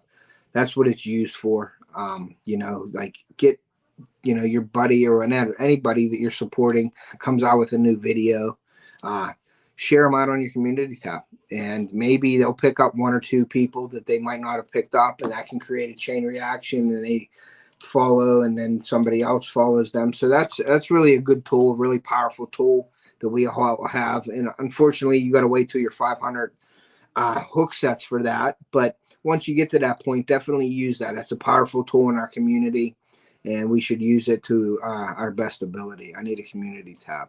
Yeah, Raven Cat, you do. If you had a community tab, I could only imagine what you would be doing with that. So that would be awesome. But yeah, we want to get everybody up there. I know Steve, he's up there. Jason Drones, we want to definitely get him to 500. Yes, definitely thrill of the gill. We do, and that's what's nice about this community. Like I said, the homesteading community, the droning community, we got the fishing and hunting community, we got the trapping community. They're all great communities, and we support each other, and it's just a really good family-based community where everybody likes to help each other out. So I really, really appreciate that. From everybody in here, and I appreciate all your support. I really do. Thank you for all of the notes and the messages and things when I had my arm, but my arm is doing better. I'm still I'm just went to therapy last week, and it killed me. When I was in therapy, they had me doing some exercises, and it was sore for the next couple of days. So tomorrow and Wednesday I got therapy. I got to do it for 6 to 8 weeks. But it definitely puts me on IR after therapy because it's sore. So I appreciate each and every one of you guys for supporting me on that, and all your comments and packages that I've received from that. That was awesome. But yeah, there's going to be some good things, some changing coming up on my channel. Some good changes. I'm going to be bringing to you real soon here. So if everything works out, we're going to have a step up the game on Off the Hook Outdoors. So. But I'm glad you guys are all in here. So does anybody have any questions or anything? Or you're doing better, man. I know, man, therapy exercises ain't no joke. Yeah, they're not. I mean, I was a little bit of weight and like curling my arm with my fingers like this.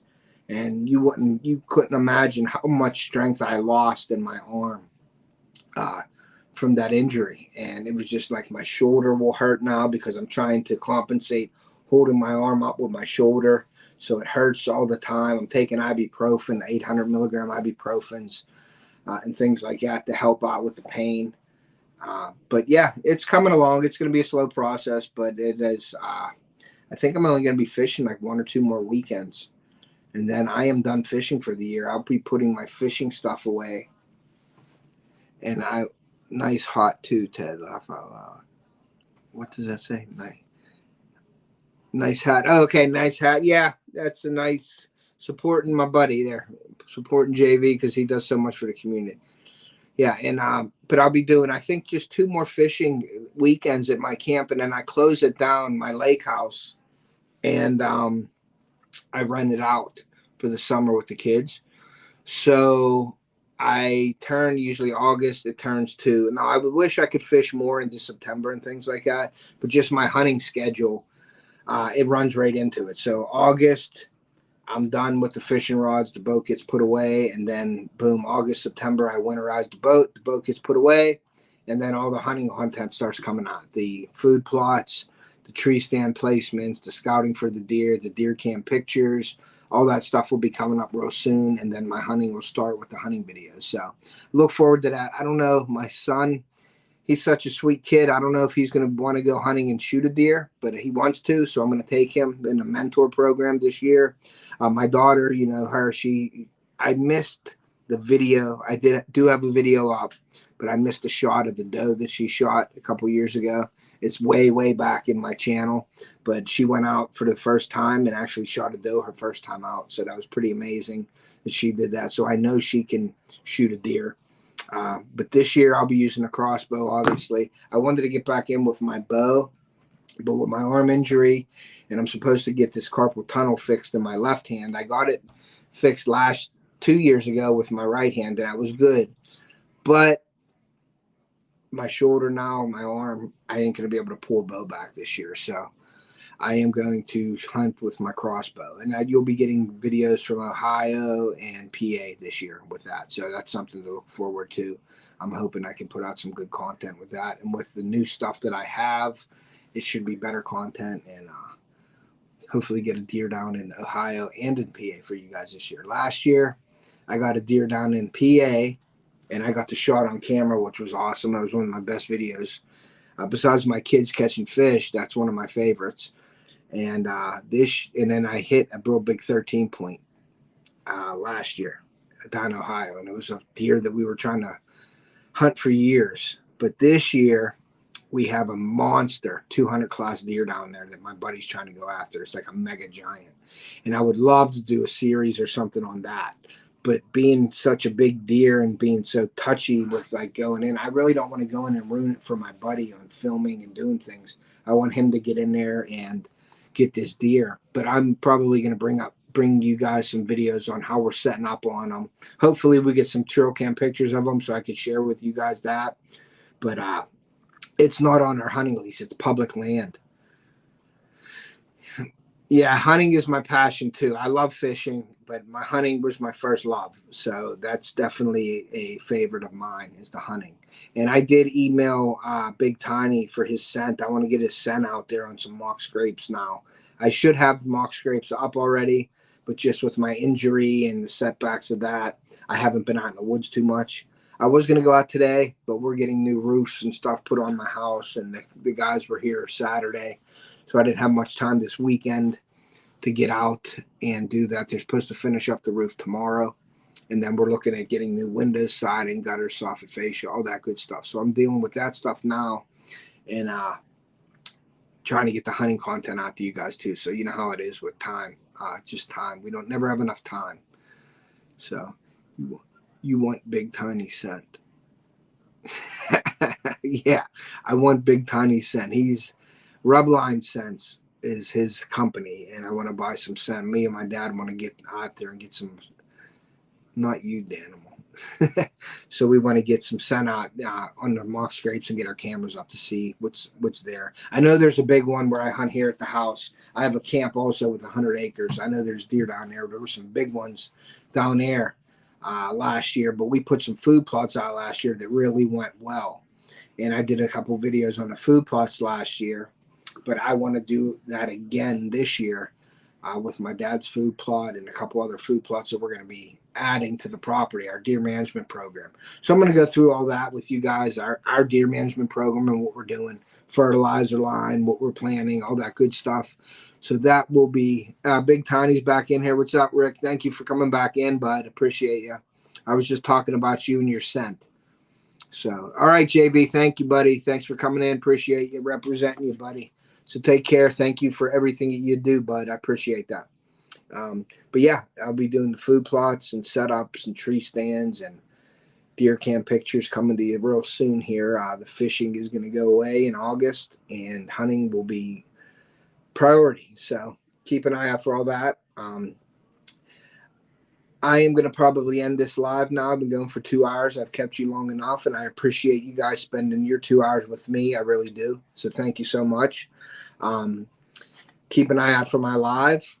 Coming up, it's going to be a giveaway live and bait making live soon. I don't know if I'm going to do it this Thursday or not. I'm going to try to. So keep an eye out for that. Keep an eye out for some of my new look on the Off the Hook Outdoors channel. And what else? Check out my affiliate links. That helps with the channel. If anybody would like to make any donations, you can check out my PayPal or my Venmo in my description of the videos. All the baits and gear are in my affiliate links on the description of the videos also. So that's one way that helps out the channel.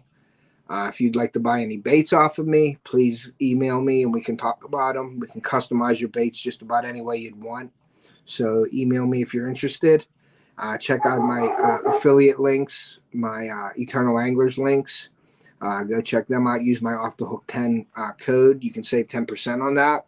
That also is a way to help out the channel. And yeah, we're going to end this live tonight. Thank you all for coming in. I appreciate you guys so much. Thank you, Jason Jones, for coming up on panel with me. He is my tech guy, and I'm sure he is all your guy, the way to go to. with if you have any technical questions. If you feel free to email him on his channel. He has his in his description. Real easy email, jjdrones360. So go check him out. You can email me anything you guys want to know or ask or whatever. I'm always there. Please continue with the support with everybody in this chat. And thank you again for joining me tonight. I really appreciate your time. And we will see ya.